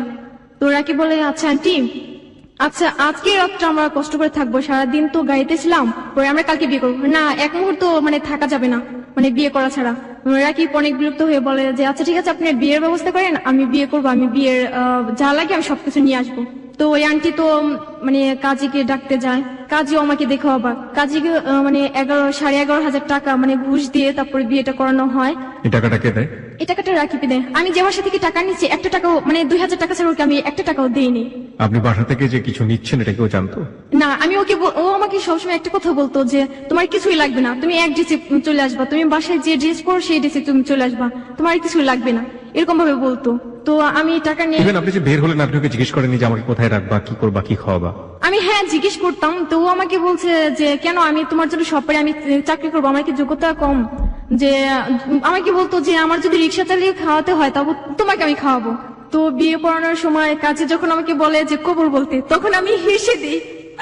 আমি বলছি মানে ও কবর বলার সাথে সাথে রাকিবের পায়ে একটা চিমটি কাটি। তো বিয়ে করানোর পর সবাই তো মানে হাসি খুশি যে আমি এত অল্প বয়সে বিয়ে করেছি, আর আমার হাজবেন্ডটা অনেক ভালো, সবাই অনেক ভালো জানতো ওকে। সেদিন রাতে মানে যে আন্টি বলি তার মা ছিল সেখানে, আমাকে বলে যে তোমরা নামাজ পড়ো না, কিছু পড়ো না, তোমরা এখানে থাকতে পারবা না। তো আমি বলছি আমরা কোথায় যাবো, আমরা বাসা ভাড়া নিয়েছি, এখন আমরা এখানে থাকবো না, কোথায় থাকবো? তার সাথে আমার ঝগড়া হতো, মানে অন্যরকম ঝগড়া। বিয়ে হওয়ার পর রাত 10টার সময় মানে আমি প্রকাশ করতে পারি না যে আমার ক্ষুধা লাগে, যে আমার অনেক কষ্ট হয়। তো আমাকে সবসময় আমার বোন আমার খাওয়া দাওয়া বা ড্রেস চেঞ্জ করে দেওয়া, গোসল করে সব আমার বোন করতো। বড় বোন, বাই দ্য ওয়ে আমি একটু জানি যে আপনার বড় বোন কি তখন বিয়ে হয়ে গেছে যখন আপনি বের হয়ে আসছেন বাড়ি থেকে? না, তখন বিয়ে হয়নি। তখনও বিয়ে হয়নি, ঠিক না। হয়ে আছে মাত্র, হ্যাঁ। রাইট? ওকে। যেহেতু ছোট বোনটা পালিয়ে গেছে ক্লাস 8-এ পড়ুয়া অবস্থায়, সুতরাং সামাজিক ভাবে কিন্তু অনেক ধরনের হেয় প্রতিপন্ন হতে পারে এবং একই সাথে বিয়েটা ভেঙেও যেতে পারে। আমরা ঠিক জানি না যে ওর বড় বোনের ক্ষেত্রে এরকম ঘটনা ঘটেছিল কিনা। হয়েছিল কি? হ্যাঁ হয়েছিল, আমি অনুমান করছিলাম এবং দ্যাটস হ্যাপেন। ওকে, যাই হোক, তারপর কি হলো? 10টা বাজার পর ও খাবার নিয়ে আসতে যায়, তখন আমার মানে আমি ফোনটা ওপেন করি, আমার চাচাতো বোন থেকে আমার ফোনটা, আমার ফোনের নাম্বারটা আমার বাসা থেকে ম্যানেজ করে যে আমার বড় বোন আমাকে ফোন করে। আমি রিসিভ করি না, ফার্স্ট রিসিভ না করে মানে অনেকবার ফোন করার পর লাস্ট রাকিব আসার আগে তো আমি ফোনটা রিসিভ করি। আমাকে বলে যে তুই কোথায়? আমি বলছি যে আমি একটা ছেলেকে ভালোবাসি, সেই ছেলে হাত ধরে চলে আসছি। বলে যা হবার হয়ে গেছে, যে তুই বাসায় চলে আয়। আমি বলছি আমি তো বাসায় যাওয়ার জন্য ওর সাথে বের হয়ে আসিনি, আমি বাসায় কেন যাবো? বলে এখনো মানে এলাকায় কেউ জানে না যে তুই চলে গেছিস, সবাই জানে যে আন্টির বাসায় তুই, মানে বেশিরভাগই আমার আন্টির কাছেই ছিলাম আমি ছোটবেলা থেকে। তো আমার বোন তো বারবার বলে বাবা মার মান সম্মান নষ্ট হবে, তার আগে তুই বাসায় চলে আয়। আমি বলছি না, আমি যাবো না, আমি রাকিবকে ছেড়ে কোথায় যাবো, আর আমাকে আর ফোন করবে না, মানে এরকম আমার বোনকে উল্টা বকাঝকা করতাম। আমার বোন আমার বলে তোকে আমি ছোটবেলা থেকে এত বড় করছি, কখনো কষ্ট জিনিসটা কি আমি তোকে অনুভব করতে দেইনি, আর তুই আমাকে এত বড় কষ্ট দিতে পারলি। আমি বলছি সরি, আমার ভুল হয়ে গেছে, তুমি আমাকে ক্ষমা করে দিও, মানে এরকম ভাবে আমার বোনকে বলি। আমার আব্বু তো আমাকে এতটা ভালোবাসতো, এতটা, আমি জানি না যে আর বাবা মা কেমন হয়। আমার মানে আব্বা আম্মু ছিল অন্যরকম। আমার আব্বু তো আমাকে এক নজর না দেখতে পেলে মানে কি বলবো, আর পাগল হয়ে যেত। আমি স্কুলে থেকে আমি বাসায় যেতাম, আমার দেরি হলে আমার আম্মু তো পথের দিকে তাকিয়ে থাকবে কখন আমি আসবো, নয়তো বা আমার স্কুলের গেটের সামনে যাবে এরকম। সেদিন আমি মানে সারাদিন যাইনি, আব্বু আমাকে দেখে নাই। তো আমার আব্বু তখন অজ্ঞান হয়ে যায় যখন কি শুনে যে আমি এরকম ভাবে চলে আসছি। শোনার পর আমার বোন আমাকে বলে যে তুই কি চাস যে আব্বু মারা যাক? বা আমি তখন বলছি না, আমি চাই না যে আব্বু মারা যাক বা কষ্ট পাক। বলে তুই আর কি কষ্ট দিবি, তুই তো সমাজে মুখ রাখলি না। আমি বলছি তুই আর আমাকে আর ফোন করিস না, মানে বিরক্ত হয়ে এরকম মানে কথাগুলো বলছি। আমি ফোনটা কেটে দিয়ে ফোনটা বন্ধ করে রাখি। তাই কিছুক্ষণ পর রাকিব চলে আসে, তখন আমি কান্না করি। পর আমার চোখে পানি দেখে বলে যে তুমি কান্না করছো? তো আমি বলছি না, আমি কান্না করবো কেন? বলে না তুমি কান্না করছো। আমি বলছি না, চোখে পোকা গেছে, এরকম ভাবে বোঝায়। বোঝানোর পর রাকিব দরজাটা লাগিয়ে দিয়ে তো আমাকে জড়িয়ে ধরে ও কান্না করে, মানে এত কান্না করে ও আমাকে বলে যে দেখো আমি আমার বাসা ছেড়ে চলে আসছি, তুমি আমার ছেড়ে কখনো চলে যাবে না, এরকম ভাবে বলতো। বলার পর আমি বলছি আচ্ছা তোমাকে ছেড়ে যদি আমি চলে যাই তাহলে কেন তোমার সাথে আমি চলে আসবো? আমি তো ইচ্ছে করলে অন্য কাউকে বিয়ে করতে পারতাম, যেহেতু আমার বিয়ে ঠিক হয়ে গেছে। এরকম ভাবে বলার পর বলছে আচ্ছা ঠিক আছে, আমার আম্মুকে আমি অনেকটা মিস করছি। এই কথা বলার সাথে সাথে উনি ওর ভাইয়া ফোন করে, ছোট ভাইয়া। তো ফোন করার পর বলছে ভাইয়া তুমি কোথায়? তো বলছে যে আজ থেকে আম্মুকে বলবি যে আমরা যে 4 ভাই বোন ছিলাম তার একটা সন্তান নেই, যে একটা সন্তান মারা গেছে, আম্মুকে বলে দিস। বলে ভাইয়া তুমি কোথায়? বলে আমি জামাইকে নিয়ে চলে আসছি। বলে জামাইকে নিয়ে চলে আসছো, ভালো কথা, তুমি বিয়ে করছো, ভালো কথা, আম্মুকে আমি বলবো যে তোমরা বাসায় চলে আসবা। বলে না আমি কখনো বাসায় যাব না। এই কথা বলে ফোনটা কেটে দিয়ে ফোনটা অফ করে রাখি। তারপর মানে খাবারের জন্য পাশের রুম থেকে প্লেট নিয়ে আসা, যে আমাকে বলে যে তুমি আমাকে খাইয়ে দেবে। তখন আমি না করতেও পারিনি, কিছু বলতে পারিনি, যে আমাকে ছোটবেলা থেকে এত বড় করছে, আমি কখনো কাউকে করে নিজেই খাইনি, আর ওকে আমি খাইয়ে দেবো। কিছু না বলে ওর মুখে মানে 2 থেকে 3 বার দিই। তো ওগুলো রেখে দিয়ে আমি মানে ঘুমাতে যাই। আমি শুয়ে থাকি, মানে ও আমার থেকে অনেকটা দূরে শুয়ে থাকে। তখন আমি ভাবতে লাগি যে আমি কখনো কোনো ছেলেদের সাথে থাকিনি, আজকে অপরিচিত, অজানা, অচেনা, তাকে আজকে ফার্স্টে দেখি আবার বিয়ে করে তার সাথে আমি থাকবো, মানে এরকম অবাক করার মতো, মানে নিজের কাছে অন্যরকম একটা আপনি কখনো তাকে জিজ্ঞেস করেননি যে তুমি তো সরাসরি আমাকে তোমার বাড়িতে নিয়ে তুলতেই পারো? তার মা তো জানতোই যে আপনাকে সে ভালোবাসে, তাই না? হ্যাঁ। তো আপনারা ওর বাড়ি থেকে ওঠেননি কেন? আসলে ও আমাকে বলছে যে ওর আব্বুর ফ্রেন্ডের মেয়ের সাথে নাকি ওর বিয়ে ঠিক, মানে এরকম ভাবে কিছু বলছে, এই কারণে মানে বাসায় যেতে পারে নাই। আর ওর আম্মু কখনো ভাবতে পারে না যে এরকম ভাবে আমি চলে যাব। ওকে, তো সেই জায়গা থেকে একটা সমস্যা ছিল। হ্যাঁ, ও ওর আপনাকে একটা বলেছিল সমস্যা যে ছিল। পরবর্তীতে বুঝিয়ে তারপরে বাড়িতে তুলবে, হ্যাঁ, এরকম হ্যাঁ। কি? ওকে, তো এরকম করার পর রাত প্রায় 2 থেকে 3টা বাজে, মানে হাসাহাসি করার পর মানে সকাল হয় কোথায় আমরা নিজেও জানি না, মানে দুপুর 3টার সময় আমি ঘুম থেকে উঠি, মানে ও ঘুম থেকে উঠে, আমরা ভাবছি তখন রাত 3টা বাজে। আমাকে বলছে দেখো তো কয়টা বাজে, তো বলছে যে 3টা বাজে, দুপুর 3টা বাজে। তো পাশের রুম থেকে আমাদের ডাকাডাকি শুরু করছে যে আপু আপনারা নতুন বিয়ে করছেন, আপনারা ঘুম থেকে উঠবেন না, এরকম ভাবে অনেক বিরক্ত করে। তো আমি দরজাটা খুলে দেই, খুলে দেওয়ার পর মানে রাকিব খাবারের জন্য যায় যে এত বেলা হয়ে গেছে না খেয়ে থাকবো নাকি, তো ও খাবার নিয়ে আসে। আমি তো ওকে দেখে লজ্জা পাই, মানে ওর সামনে যেতে আমার লজ্জা লাগে, ও তো শুধু হাসে। মানে আমি গোসল করতে আমার বোন আমার জামাগুলো চেঞ্জ করতো, এখন আমাকে কি করে দেবে? আমি ওকে বলছি যে আমার জামা চেঞ্জ করে দেবে কে, তো বলছে কি আমি দেবো। ও আমাকে জামা চেঞ্জ করে দেবে, ও আমাকে দেখবে, মানে এরকম কোনো কিছু অনুভব করতাম, মানে বড় বোনের যে স্নেহটা সেটা আপনি ওর কাছ থেকে পাওয়ার জন্য ইয়ে করতাম। বা কনফিউশনে ছিলেন যে আদৌ সে আমাকে এই স্নেহগুলো দিবে কিনা। হ্যাঁ। হ্যাঁ, তো আমি গোসল করে আসার পর অনেক কষ্ট করে আমি জামা পরতাম, যে এখানে মানে 2-1 মিনিটে মানুষের শেষ হয়, সেখানে আমার 5 থেকে 7 minute now you are facing the difficulties. আমি যেটা বলছিলাম যে মানে বাস্তব অভিজ্ঞতার দিকে মুখোমুখি হচ্ছে না একের পর এক, সেটাই। কারণ এই যে হাত তুলে সে কখনো খাবারটা খেত না, সে এখন তার হাজবেন্ডকে হাতে তুলে খাওয়াচ্ছে, এটা তার কাছে দায়িত্ব মনে হয়েছে, এটা কিন্তু তার মধ্যে কিন্তু সেই কোনো রোমান্টিসিজম খুঁজে পায়নি। এবং একই সাথে এই যে পরিধেয় বস্ত্র পরিধান করা বা যেটাই বলি না কেন, এই জিনিসগুলো তাকে বাড়ির অন্য কোনো মেম্বার করে দিত। যখন সে নিজে থেকে করছে তখন ধীরে ধীরে সে বাস্তবে কাছাকাছি যাচ্ছে, এবং এগুলো যে খুব বেশি সুখকর অভিজ্ঞতা না, it's one kind of bitter experience. আমার মনে হয় যে এই ফিলটা সে কিছুটা হলো পাওয়া শুরু করেছে। সেটাই হয়, আমরা একটা কথা সবসময় শুনে থাকি যে ভালোবাসা ততক্ষণ পর্যন্তই ভালোবাসা, যখন সেটা খুব বাস্তবের মুখোমুখি হয় তখন লাগে সেটা জানালা দিয়ে পালিয়ে যায়। দেখা যাক ওদের ক্ষেত্রে কি হয়েছে শেষ পর্যন্ত। হ্যাঁ, তারপর আমি ওকে সবকিছু বলছি যে দেখো আমার আব্বু আম্মু আমাকে এরকম ভাবে বড় করছে, সেই রকম ভাবে তোমার বড় ইয়া করতে হবে। ও বলছে আচ্ছা ঠিক আছে, তোমাকে আমি কখনো কোনো কিছুর কষ্ট আমি বুঝতে দেবো না, যে তোমার আব্বু আম্মু নেই বা তোমার বোন তোমার পাশে নেই, আমি কোনো কিছু বুঝতে দেবো না। এরকম ভাবে কিছুদিন কাটে। 25 তারিখে, যেটা নভেম্বরের, সেদিন মানে আমি বাসা থেকে 2টা ড্রেস নিয়ে যাই, যেটা পরাছিলাম আর একটা। তো ওকে আমি বলছি আমার নতুন জামা কিনে দিতে হবে, বলছে আচ্ছা ঠিক আছে কাল কিনে দেবো। সেদিন আমি ওর সাথে সকালবেলা থেকে ঝগড়া করি। সবসময় জানতাম বিয়ে মানে তো মানে নতুন জামা পরা বা ঘুরতে যাওয়া, এরকম কোনো কিছু মনে করতাম। তো সেদিন আমি মানে ও শুধু হাসতো, আমি ওর সাথে আরো ঝগড়া করতাম যে তুমি হাসো, আমার অনেক খারাপ লাগে তুমি হাসো, আমাকে নতুন জামা কিনে দিতে হবে। বলছে আচ্ছা ঠিক আছে নতুন জামা কিনে দেবো। মানে 25 তারিখে সকালবেলা 7টার দিকে আমরা বের হয়ে আসি।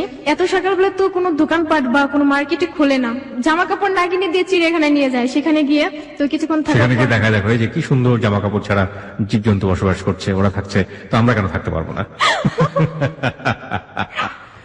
ওকে, তারপর সেখান থেকে আমি বলছি তুমি আমাকে এখানে নিয়ে আসলে কেন? বলে দোকানপাটটা এখনো খুলে নেই, তোমাকে কি কিনে দেবো? তো আমি বলছি এখান থেকে চলে যাও।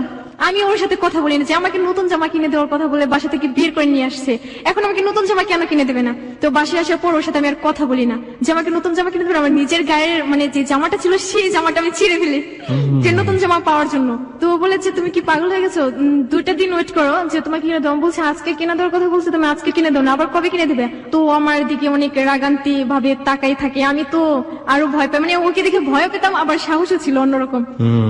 যতটা আমাকে শাসন করবে ততটা যেন আদর করবে, মানে এরকম ভাবে ভাবতাম। ওকে, তো ওর একটা ফ্রেন্ড মানে যে রাজীব, সে আমাকে ফোন করে, আসলে ও বিশ্বাস করে না যে আমরা বিয়ে করব। তো আমি রাকিবের ফোন দিয়ে ওকে ফোন করি, আমি বলছি ভাইয়া এখন তো বিশ্বাস করবেন যে আমি ওকে বিয়ে করছি? বলছি ভালো করছে, একটা ইম্পর্টেন্ট বাদরকে তুমি বিয়ে করছো, মানে এরকম ভাবে বলতো। আপনি আসতেন আপনাকে বিয়ে করতো, মানে এরকম ভাবে অনেক ফান করি। করার পর যে বাড়িওয়ালাটা বলছে যে আমাদের বাসা ছেড়ে দিতে হবে 25 তারিখে। আমি বলছি কেন ছেড়ে দিতে হবে? তো রাকিবের সাথে কথা হয় যে নতুন একটা বাসা পাওয়া যায়, মানে মসজিদ ছিল যে বাজারের সাথে, সেখানে নতুন বাসা পাওয়া যায়। রাকিব সেই বাসাটাকে দেখে আসে। আসলে আমি বাসাটাকে তো আমি দেখি নাই যে কেমন বাসা, যে যেহেতু ও দেখবে আমাকে রাখবে, ভালো একটা বাসা থাকবে। ততদিনে আপনাদের বাড়ি থেকে বের হওয়ার কদিন পরের ঘটনা এটা? মানে 21 তারিখে তারিখে বাসা থেকে চলে যাই 25 তারিখে। ওকে, তোমরা 4 দিন পরে এই ঘটনাটা। হ্যাঁ। ওকে, রাকিব দেখে এসে বলে যে বাসাটা তো ভালোই, সেখানে আমরা যাবো, আজকেই যাবো। তো সন্ধ্যার দিকে আমাকে বলে যে তুমি রেডি হয়ে থাকো, আমি এই বাসার যা জিনিসগুলো আছে আমি সব ওই বাসা নিয়ে গুছিয়ে তারপর তোমাকে নিয়ে যাবো। কি ছিল আপনাদের বাসাতে? কি ছিল, জাজিন ছিল, মানে এমনি সংসারে যা লাগে মানে অল্প অল্প ছিল সবই। জাজিম ছিল, মানে এগুলো কিনেছিলেন? মানে ও কিনে সব, মানে বিয়ের দিনই কেনা হয়। ওকে, তো সেগুলো ও নিয়ে যায়, নিয়ে যাওয়ার পর আমাকে সন্ধ্যা পরে ফোন করে বলে যে তুমি বসে থাকো, আমি এখনই আসবো। আমি তো মানে যে বাড়ি আন্টিকে সালাম করি, বলে তোমরা দুজন সুখী হও, এ কথা বলে যে তুমি অনেক ভালো মেয়ে, অনেক ভদ্র মেয়ে, আর তোমার হাজবেন্ড অনেক ভালো, তুমি ওকে কখনো কষ্ট দিও না। ওকে, নিয়ে যাওয়ার পর দেখি রুমটা এরকম রুম আসলে আমি প্রকাশ করতে পারিনি যে রুমটা এত খারাপ হবে। তো যেহেতু ভালোবাসি তাকে, সে যদি আমাকে আগেও বলছে যে গাছের নিচে রাখলে থাকবো, তো আমি বলছি এটা তো বাসা, এখানে আমি থাকতেই পারবো, কষ্ট হলে আমি থাকতে পারবো। আসলে সেখানে পানির কষ্ট ছিল, গ্যাসের কষ্ট ছিল, চার ফ্ল্যাটের লোক আমরা একটা টয়লেট ইউজ করতাম। তো সেখানে তো লাইন ধরে দাঁড়িয়ে থাকতো, তো মানে গার্মেন্টসের মেয়েরা তারা সবাই কাজ করতো। আমার এতটা খারাপ লাগছে যে ওই এরকম বাসা চয়েস করতে পারলো, মানে বাসাটা ছিল কি এরকম যে ভাঙা ভাঙা, তাদেরই ফ্যান ছিল, খাট ছিল, আমরা তো খাট কিনে নেই, আমরা তো সেদিন আর রান্না বান্না হয় না, যে আমি তো রান্নাই করতে পারি না, রান্না করবো কি, মানে রাকিব সব রান্না করতে পারে। সেখান থেকে পরের দিন তো মানে চাউল এসব কিনে নিয়ে আসে, কিনে নিয়ে আসার পর আমি বলছি ও আমাকে রান্নাঘরে মানে ঢুকতেই দেবে না, যে তুমি কালো হয়ে যাবে। আমি বলছি আমি তো কালো, আর কি কালো হবো, মানে তুমি থাকতে থাকতে এখানে ফর্সা হয়ে যাবে, এরকম ভাবে বলতো। যে ও রান্না করতো, ভাত রান্না করতো, আমি ভাত রান্না করলে ভাতের মার গাড়তে পারতাম না, তরকারি রান্না করলে হয়তো বা হলুদের গুঁড়া বেশি হতো বা লবণ বেশি হতো, এরকম হয়ে যেত। আস্তে আস্তে ও আমাকে সবকিছু শিখাই দেয়। 15 থেকে 16 দিন পর আমি রান্না করা শিখি ওর কাছ থেকে।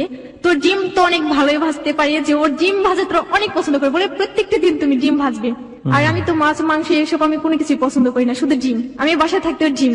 7-8 দিন পর তো আমার বাসা থেকে আবার ফোন করে যে এখনো বাসায় কেউ জানে না, তুই চলে আয়। আমি বলছি তোমরা কি সব কথা বলার জন্য আমাকে ফোন করছো, এখন তো আমি ভালোই আনন্দে আছি। পরে যে এই সময়টা থেকে বাবার সঙ্গে কোনো কথা হয়নি বা মার সঙ্গে কোনো কথা হয়নি? না, আমি কারোর সাথে কথা বলিনি, মানে শুধুমাত্র বোনের সাথে কথা বলছো? হ্যাঁ, বোনের সাথে কথা বলা হয়। যে আমার একটা চাচু ছিল, সে বিয়ে করে নাই, সে আমাকে অনেকটা ভালোবাসতো, আমাকে বলো যে তোমাকে যদি বিয়ে দেই মানে আমি উকিল বাবা হবো তোমার, তাকে আমি আগে থেকে আব্বু বলে ডাকতাম। ওকে, তার সঙ্গে কথা বলতেন? হ্যাঁ, মানে সে আমাকে একদিন ফোন করে বলে যে তুই যে 10,000 টাকা নিয়ে গেছিস সেই টাকাগুলো দিয়ে যা, আর যে মান সম্মান গুলো ডুবে গেছে সেই মান সম্মান ফিরিয়ে দিয়েছে, মানে এরকম ভাবে বলতো। আমি বলছি নেক্সট টাইম তুমি আমাকে ফোন করবে, আপনাকে আমি চিনি না, মানে এরকম ভাবে তুমিও বলতাম, আপনিও বলতাম আমার চাচার সাথে এরকম। তো এরকম করার পর মানে 8 থেকে 9 দিন যাওয়ার পর তো অনেক ভালো কাটে। এরকম সময় আমি কখনো মানে কল্পনা করতে পারিনি যে এরকম সময় আসবে, কেউ আমাকে এতটা ভালোবাসবে। বাসা থেকে বের হলে বা বাসা মানে আসলে এরকম ছিল যে কিছু করবে। যদিও আমরা বুঝতে পারছি যে কোন দিকে যাচ্ছে, কিন্তু তারপরে ওই সময়টা চমৎকার একটা সময় ছিল, সেটা আপনার কথার মধ্য দিয়ে সবকিছু দিয়ে ফুটে উঠছে। কিন্তু একটা কথা আছে যে অকাল পরিপক্কতা, মানে যখন যে সময় যেটা দরকার সেটা যদি সেই সময় না গিয়ে একটা বিপরীত সময়ে যায় কিংবা তার আগে চলে যায়, পিছিয়ে চলে যায়, কিন্তু সেই জিনিসটা না শেষ পর্যন্ত ঠিক মতো কোনো ভালো রেজাল্ট বয়ে নিয়ে আসে না। এটার পরিণতি যে ভালো হবে না সেটা আমরা ধরে নিতেই পারি, কিন্তু কথা হচ্ছে যে কি পরিণতি হয়েছিল, যে কারণে আজকে 8920-তে হিমা এসছে। চলুন তারপর। মানে কিছুদিন আমাদের লক্ষ্য করে যে ফ্ল্যাটে আমরা ছিলাম, পাশের মানে ফ্ল্যাটের লোক যারা আমাদের সাথে ছিল ভাড়া থাকে, তো তারা আমাকে বলে যে তোমাকে অনেকদিন যাবত লক্ষ্য করছি যে তোমার হাতে চুড়ি বা নাকে ফুল কেন তোমার হাজবেন্ড তোমাকে দেয়নি। তো আমি বলছি শহরে মেয়েরা এসব করে না, আসলে তখন আমার নাক ফুটানো ছিল না ওরকম ভাবে। বলে তুমি কি চাও তোমার হাজবেন্ডের অমঙ্গল হোক? আমি বলছি কেন চাবো? বলে আচ্ছা ঠিক আছে, যদি না চাও তাহলে তুমি তোমার হাজবেন্ডকে বলো যে আজকে যেন তোমাকে নাক ফুল আর হাতে চুড়ি এনে দেয়। তো আমার তো জিদ যে আজকে তারা আমাকে এই কথা বলছে, আমাকে দিতেই হবে। বাসায় আসার পর আমি তো মানে গুমরা মুখ করে বসে থাকি। তো আমি বলছি যে তুমি আমাকে হাতের চুড়ি আর নাক ফুল না এনে দেওয়া পর্যন্ত আমি তোমার সাথে কথা বলবো না। পরে সেদিন রাতে আমাকে মানে নাক ফুল দেয়, হাতের চুড়ি দেয়, মানে দেওয়ার পরে আমি শুধু ওকে বলছি যে আমার নাক ব্যথা, তুমি আজকে আমাকে ধরবে না। বলে আজকে ঠিক তোমাকে বউর মতো মনে হয় যে তুমি সত্যি আমার বউ। এরকম ভাবলে মানে কাটে। তো ওর আম্মু ফোন করে বলে যে এতদিন বাসার বাইরে থাকতে হবে না, তুই বাসায় চলে আয়, ওকে নিয়ে আয়। আমি বলছি না, আমি যাবো না, আমার লজ্জা করে। আমি আমার আম্মুর সাথে কথা বলি সেদিন রাতে, মানে 20 দিনের রাতে। তো আমার আম্মু তো মানে আমার সাথে কথা বলার জন্য পাগল হয়ে যায় যে আমার সাথে কথা বলবেই সেদিন। তো আমার বোন বলে যে দেখ তুই একটা কথা বল, আম্মুর সাথে একটা কথা বল। তো আমি সেদিন আম্মুর সাথে কথা বলি, তুমি আমাকে দেখতে আসবা। আমার আম্মু বলছে তোকে একদিন না দেখে থাকতে পারি না, তুই এতদিন কি করে থাকিস? তো আমি বলছি তুমি আমাকে দেখতে আসো। এখন আমার আম্মু বলছে তোর শ্বশুর বাড়ি থেকে কি সবাই আসছিল, তোকে দেখছে? তো রাকিব আমাকে শিখাই দেয় যে হ্যাঁ বলো যে দেখতে আসছিল। তো আসলে ওর ইয়াটা আমি বুঝি নাই। তো আমি আমার আম্মুকে বলছি হ্যাঁ দেখতে আসছিল, সবাই আমাকে দেখে আমি আমার শ্বশুর বাড়িও যাই। তারপরের দিন আমার আম্মু আর আমার চাচু, আমার আব্বু জানে না যে আমার আম্মু আসবে আমাকে দেখার জন্য। তো আমার ছোট চাচু মানে আমার যে মানে উকিল আব্বু বলতাম, সে আব্বুটা আর আমার আম্মু আসে। আসার পর দেখি অনেক মানে পিঠা এসব নিয়ে আসার পর রাকিব তাদের নিয়ে মানে বাসায় নিয়ে আসি। সেদিন আমি ঘুমেছিলাম, ফোন করে বলছে যে হিমা তুমি উঠো, যে তোমার আম্মু আসছে। আমাকে আবার এরকম একটা বাধা দেয় যে ও যখন নাকি বাসা থেকে বের হবে আমি যেন সিঁড়ির নিচে না যাই, যে যদি যাই আর ওর বুকের উপর দিয়ে হেঁটে যেন যাই, এরকম ভাবে আমাকে বাধা দিত। তো দরজার সামনে আমার আম্মু এসে আমার জড়িয়ে ধরে অনেক কান্নাকাটি করে। তো আমি অনেক কান্নাকাটি করে আম্মুকে মানে রুমের ভিতরে নিয়ে আসি। তো আমার আম্মু চলে যায়, চলে যাওয়ার আগে রাকিবকে 2000 টাকা দেয়, 2000 টাকা দিয়ে চলে যায়। চলে যাওয়ার কিছুদিন পর রাকিব আমাকে বলে যে আজকালকার ফকিনির করে মেয়ে তো বিয়ে করলে পরে 2000 টাকা কেউ দেয় না, 6-7 হাজার টাকার নিচে। মানে এরকম ফার্স্টে এই কথাটা বলে, আমার এতটা খারাপ লাগে। আমি বলছি তুমি আমাকে এই কথাটা বলতে পারলে, আচ্ছা তোমার আম্মু আমাকে কি দিচ্ছে, মানে এইসব নিয়ে একটু ঝগড়াঝাটি হয়। সেদিন ওর সাথে আমি কথা বলি না, পরের দিন সকালবেলা ও চলে যায়। 2 দিন পরে বাসায় বাড়িতে তো আপনি গেলেন, রাইট? হ্যাঁ। বাড়িতে যাওয়ার পরে আপনার প্রতিবেশীদের রিয়াকশন কেমন ছিল? মানে তারা আমাকে কিছু বলেনি। আপনার হাজবেন্ডকে সাথে করে নিয়ে গেছেন? হ্যাঁ। কিন্তু আপনার আব্বা কোনো কিছু বলেনি? আসলে আমি আমার আম্মুর সাথে যাইনি তখন। তাহলে তার কিছুদিন পরে আমরা যাই, যে আমি আম্মুকে সেদিন বলে দিই যে আব্বুকে যেন ম্যানেজ করে।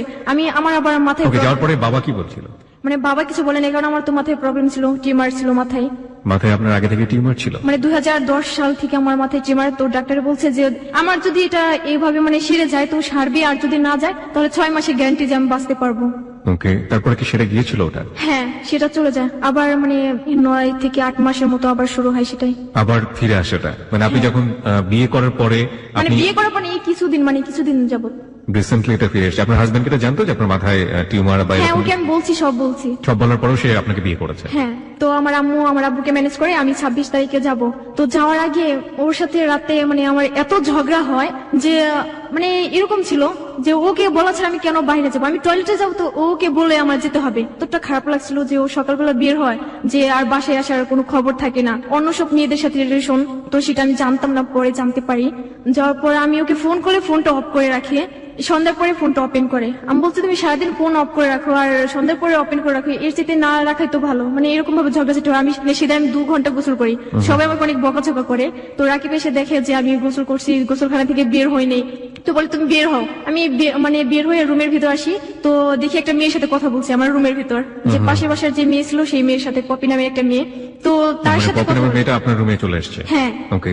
সেই মেয়েটা চলে আসছে, আসার পর আমার মানে কি বলবো, রাকিবের মানে গায়ে হাত দিয়ে কথা বলে, আর তুমি করে কথা বলে। আমার তো আরো বিরক্ত করা লাগে যে আমার হাজবেন্ডের সাথে ও তুমি করে কথা বলবে কেন? আমি তো জেদ, আমি সবসময় নাক ফুলিয়ে রাখি যখন আমার জেদ হয়। মেয়েটা আমাকে বলতেছে তুমি যখন ফার্স্টে আসছো তখন তুমি অনেক কালো ছিলে, এখন অনেক সুন্দর হয়ে গেছো, হ্যান ত্যান, মানে এই ধরনের অনেক কথাই বলে। তো রাকিব শুধু একটা কথা বলছে, এখন ওকে কিছু বলবেন না যে ও অনেকে রাগ করে আছে যে সারাদিন বাসায় ছিলাম না। তো মেয়েটার সাথে সাথে বলে উঠলো যে রাকিব তুমি কি কালকে ফ্রি আছো? যদি ফ্রি থাকো তাহলে তোমাকে নিয়ে একটু শপিং এ যাবো।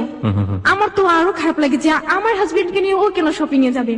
তো আমি ওর দিকে তাকাই, ও আমার দিকে তাকিয়ে থাকে, বলে হ্যাঁ আছে। আমি বলছি হ্যাঁ আপু আছে, তো আমি কালকে পাঠিয়ে দেবো, এরকম ভাবে বলছি। তখন আমি বলছি কি আপনি নেক্সট টাইম আমাদের রুমে ঢুকবেন না, আপনি আর কখনো এই রুমে আসবেন না, চলে যান এখান থেকে, আর আসবেন না, কখনো কথা বলবেন না। আর যদি দেখি আমার হাজবেন্ডের সাথে আপনি কথা বলছেন তাহলে আপনি কি হবে আপনি ভাবেন। তো রুম থেকে বের হওয়ার পর রাকিব তো আমাকে বলে যে ওর সাথে এরকম ব্যবহার করছো। আমাকে কেন, যাও তুমি শপিং এ ওর সাথে। এমনিতে আমি সারাদিনই বুঝতে পেরেছি একটা ঝগড়াঝাড়ি শুরু হয়ে গেছে আপনাদের মধ্যে। তারপর সারাদিন তো বাইরে ছিল, 10টার পর আবার বের হবে, বলে যে আমি র্যাকেট খেলতে যাবো। তো আমি বলছি না এখন যেতে পারবে না, বলে তোমাকে ছোট বাচ্চাদের এনে দিয়ে তুমি খেলো তাদের সাথে। তো আমি তো ছোট বাচ্চা পেলে অনেক খুশি। 10টার পর বাসায় আসে, বাসায় আসার পর এখন আমি ভাত খেতে বলি, ভাত খাবে না, শুয়ে পড়ে। আমি আবার আমার ওন্না ভিজে ওর পায়ে ময়লা ছিল, সেই ময়লাগুলো আমি পরিষ্কার করে দিই।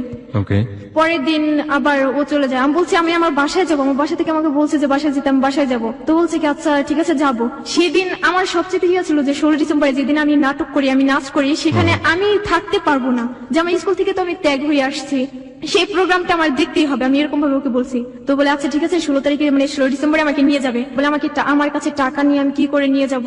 আমি বলছি আজকে তোমার টাকা নিয়ে তুমি কালকে টাকা পাবে কোথায়? বলে আচ্ছা ফোন বিক্রি করবো। এই কথা বলে বাসা থেকে বের হয়ে যায়। তারপরে দেখি 7টা ফোন আমার হাতে এনে দেয়। আমি অবাক হয়ে যাই যে এতগুলো ফোন ও কোথায় থেকে পেলো। রাইট, আমরা অবাক হচ্ছি যে এতগুলো ফোন সে কোথায় পেল। প্রিয় শ্রোতা, এই যে অবাকের জায়গাটি চমৎকার একটা সময়ের মধ্যে আমরা ছিলাম, কিন্তু একই সাথে আমরা কিছুটা হলো অবাক হচ্ছি। কিন্তু আমরা যে গেজের যে ব্যাপারটা, যে আমরা অনুমান করতে পারি যেটা সম্পর্কটা আসলে শেষ পর্যন্ত কোথায় গিয়ে দাঁড়াবে, সেই অনুমানের ব্যাপারটা কিন্তু সবসময় হ্যালো 920 একটা কথাই বলে থাকে। আপনি চিন্তাও করতে পারবেন না যে শেষ পর্যন্ত গল্পটি, জীবনের গল্পটি কোথায় গিয়ে দাঁড়িয়েছে। আজকেও ঠিক একই কথাই বলছে। এবং তারপর সাতটাও মানে মোবাইল নিয়ে আসে, তো আমি তো অবাক হয়ে যাই। আমি বলছি তুমি এতগুলো ফোন কোথা থেকে পেলে? রাইট। তো বলছি তুমি এগুলো চার্জ দাও। আমি বলছি এগুলো চার্জ দেবো কোথায়? তখন আমার কাছে ছিল দুটা চার্জার, যেটা ওর একটা আমার একটা। আমি শুধু টয়লেটে যাই, এদিকে এসে দেখি ফোন নাই, অবাক হয়ে যাই আবারও। আমি ওকে ফোন করে বলছি তুমি কি ফোন নিয়ে গেছো? বলছে হ্যাঁ আমি ফোন নিয়ে আসছি। আমি বলছি ফোন দিয়ে তুমি কি করবে? এতগুলো ফোন নিয়ে গেলে? বলছে এগুলো আমি বিক্রি করবো, যে কালকে তোমাদের বাসায় যাবো। 6,000 টাকা বিক্রি করে। তো আমি বলছি টাকাগুলো কি এখনই নিয়ে আসবা? বলে হ্যাঁ এখনই নিয়ে আসবো। তো টাকাগুলো না নিয়ে একটা ফোন শুধু হাতে নিয়ে চলে আসে। আমি বলছি ও ফোন তুমি কোথায় পেলে? মানে সেদিন থেকে আমার সাথে তুই করে কথা বলে, যে বলে সেটা কি তোকে বলতে হবে? বলে না এত কিছু জানার দরকার নেই, তোকে সবকিছু দিলে তো হবে। যা দেখি আমি শুধু অবাকই হয়ে যাই। তো যে ও খাওয়া দাওয়া করার পর ঘুমিয়ে পড়ে, তো আমি প্যান্টে হাত দিয়ে দেখি ওর প্যান্টের ভিতরে ছুরি।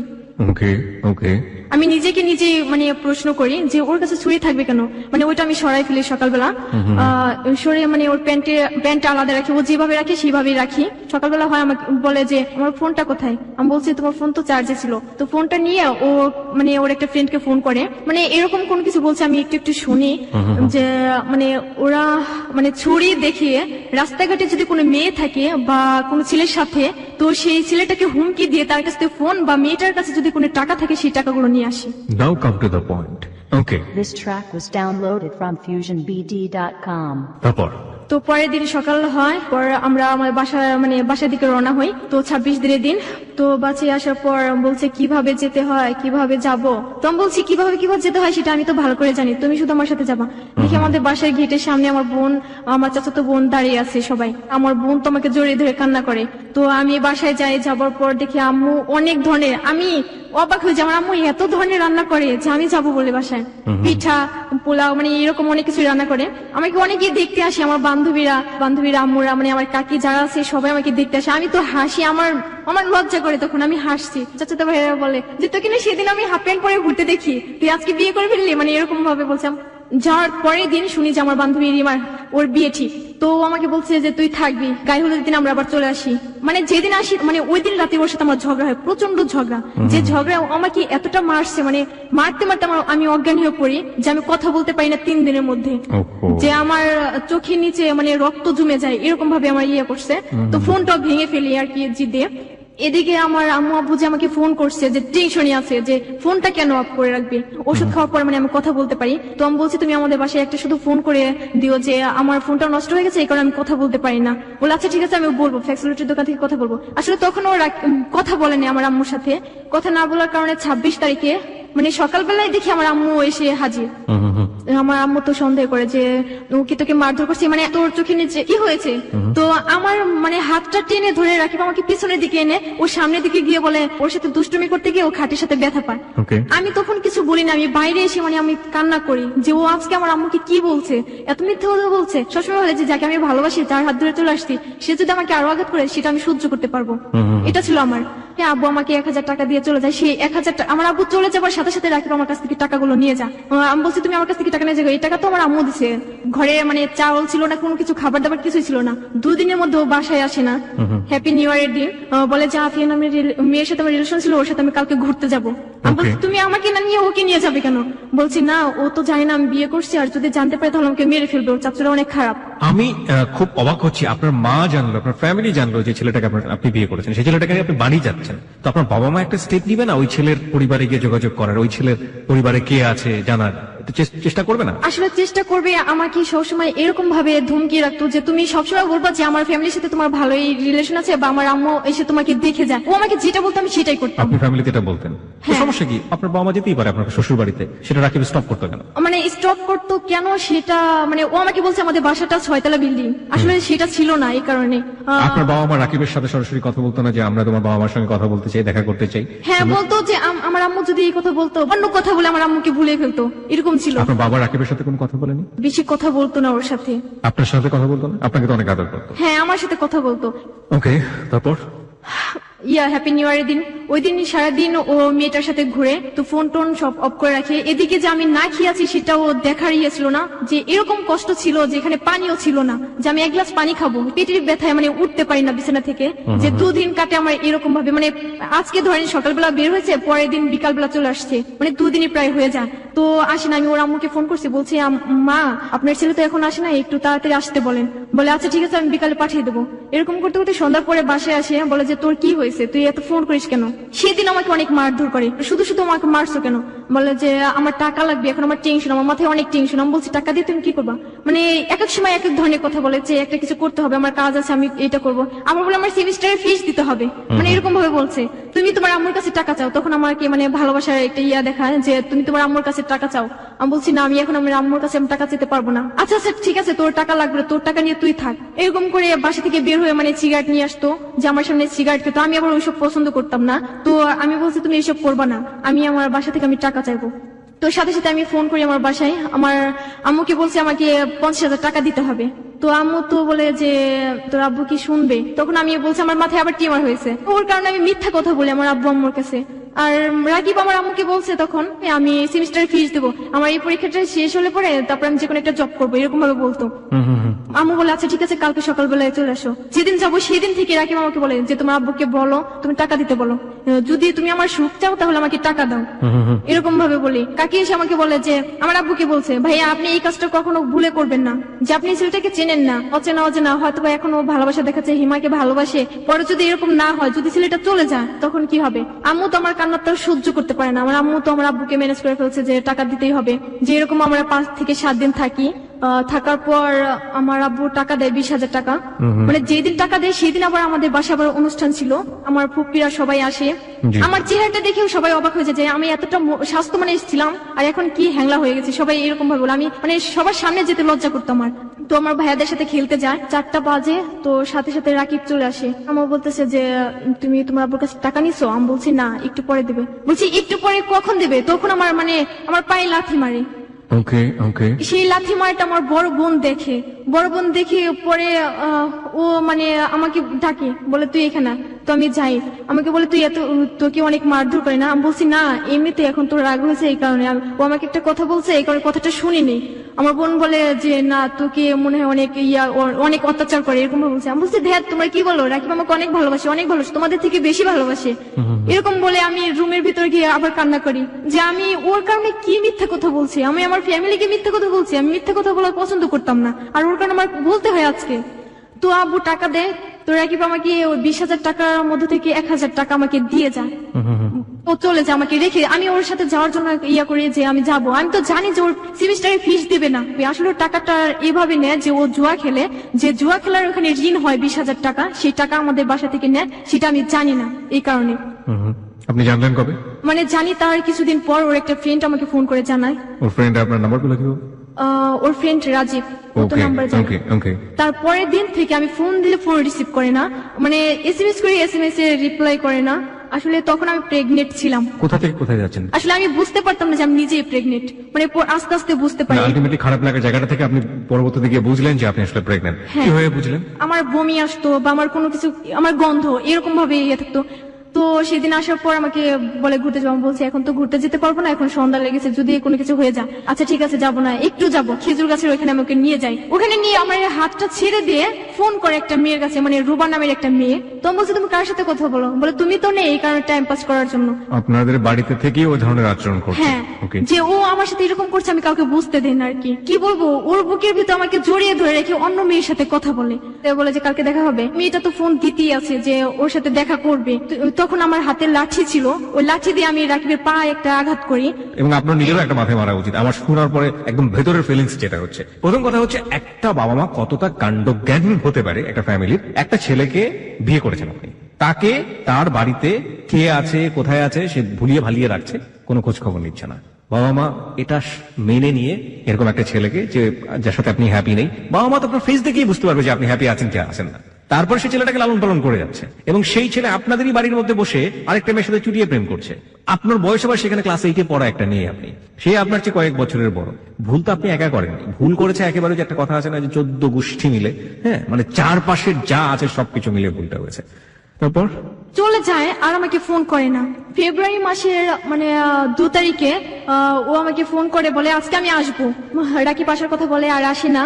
তো সেদিন সন্ধ্যা পর্যন্ত আমি ওর জন্য ওয়েট করি। আমার সাথে রিলেশন হবার আগে যে মেয়েটার সাথে রিলেশন ছিল সেই মেয়েটা শুনতে পায় যে আমার সাথে বিয়ে হয়ে গেছে।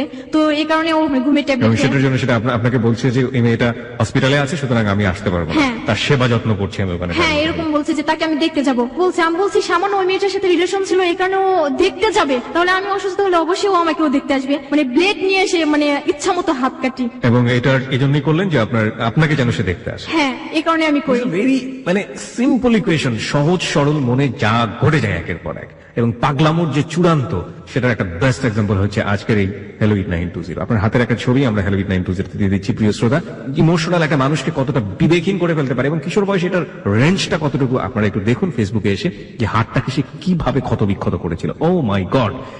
ফেসবুকের ঠিকানা হচ্ছে www.facebook.com/hello8920। আরো একবার বলছি, facebook.com/HELLO8920। ওখানে গেলে দেখতে পাবেন, যারা ইতিমধ্যে আছেন তারা তো দেখতেই পাচ্ছেন। পেজটিতে লাইক দিয়ে দিলে আপনি পার্মানেন্টলি মেম্বার হয়ে যাবেন, তখন হ্যালো 8920 যাবতীয় অ্যাক্টিভিটিস আপনি অবগত থাকবেন। তারপর বলুন। আমি হাত কাটার পর আমার জ্ঞান ছিল না। আমার বোন আমাকে অনেক খোঁজাখুঁজি করে, যে বাগানে গিয়ে দেখে যে আমি বাগানে পড়ে আছি। জ্ঞান ফেরার পর আমার বোন আমাকে মুখে একটা থাপ্পড় মারে যে তুই কি পাগলামি করিস। তো ফোন করে দেখে ফোনটা অফ করে রাখে। আমি বলছি আমার সাথে ওর সাথে ঝগড়া হয়েছে এই কারণে যে ও ফোনটা অফ করে রাখে।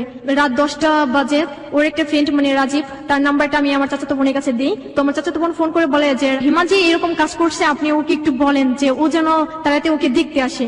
তো 10টার পরে রাকিব ফোনটা ওপেন করে, সাথে সাথে রাজীব ওকে ফোন করে জানায় যে এরকম আমার অবস্থা। তো রাকিব আমার বোনকে ফোন করে বলে যে আমি যা শুনছি সেটা কি সত্য? বলে হ্যাঁ সত্য।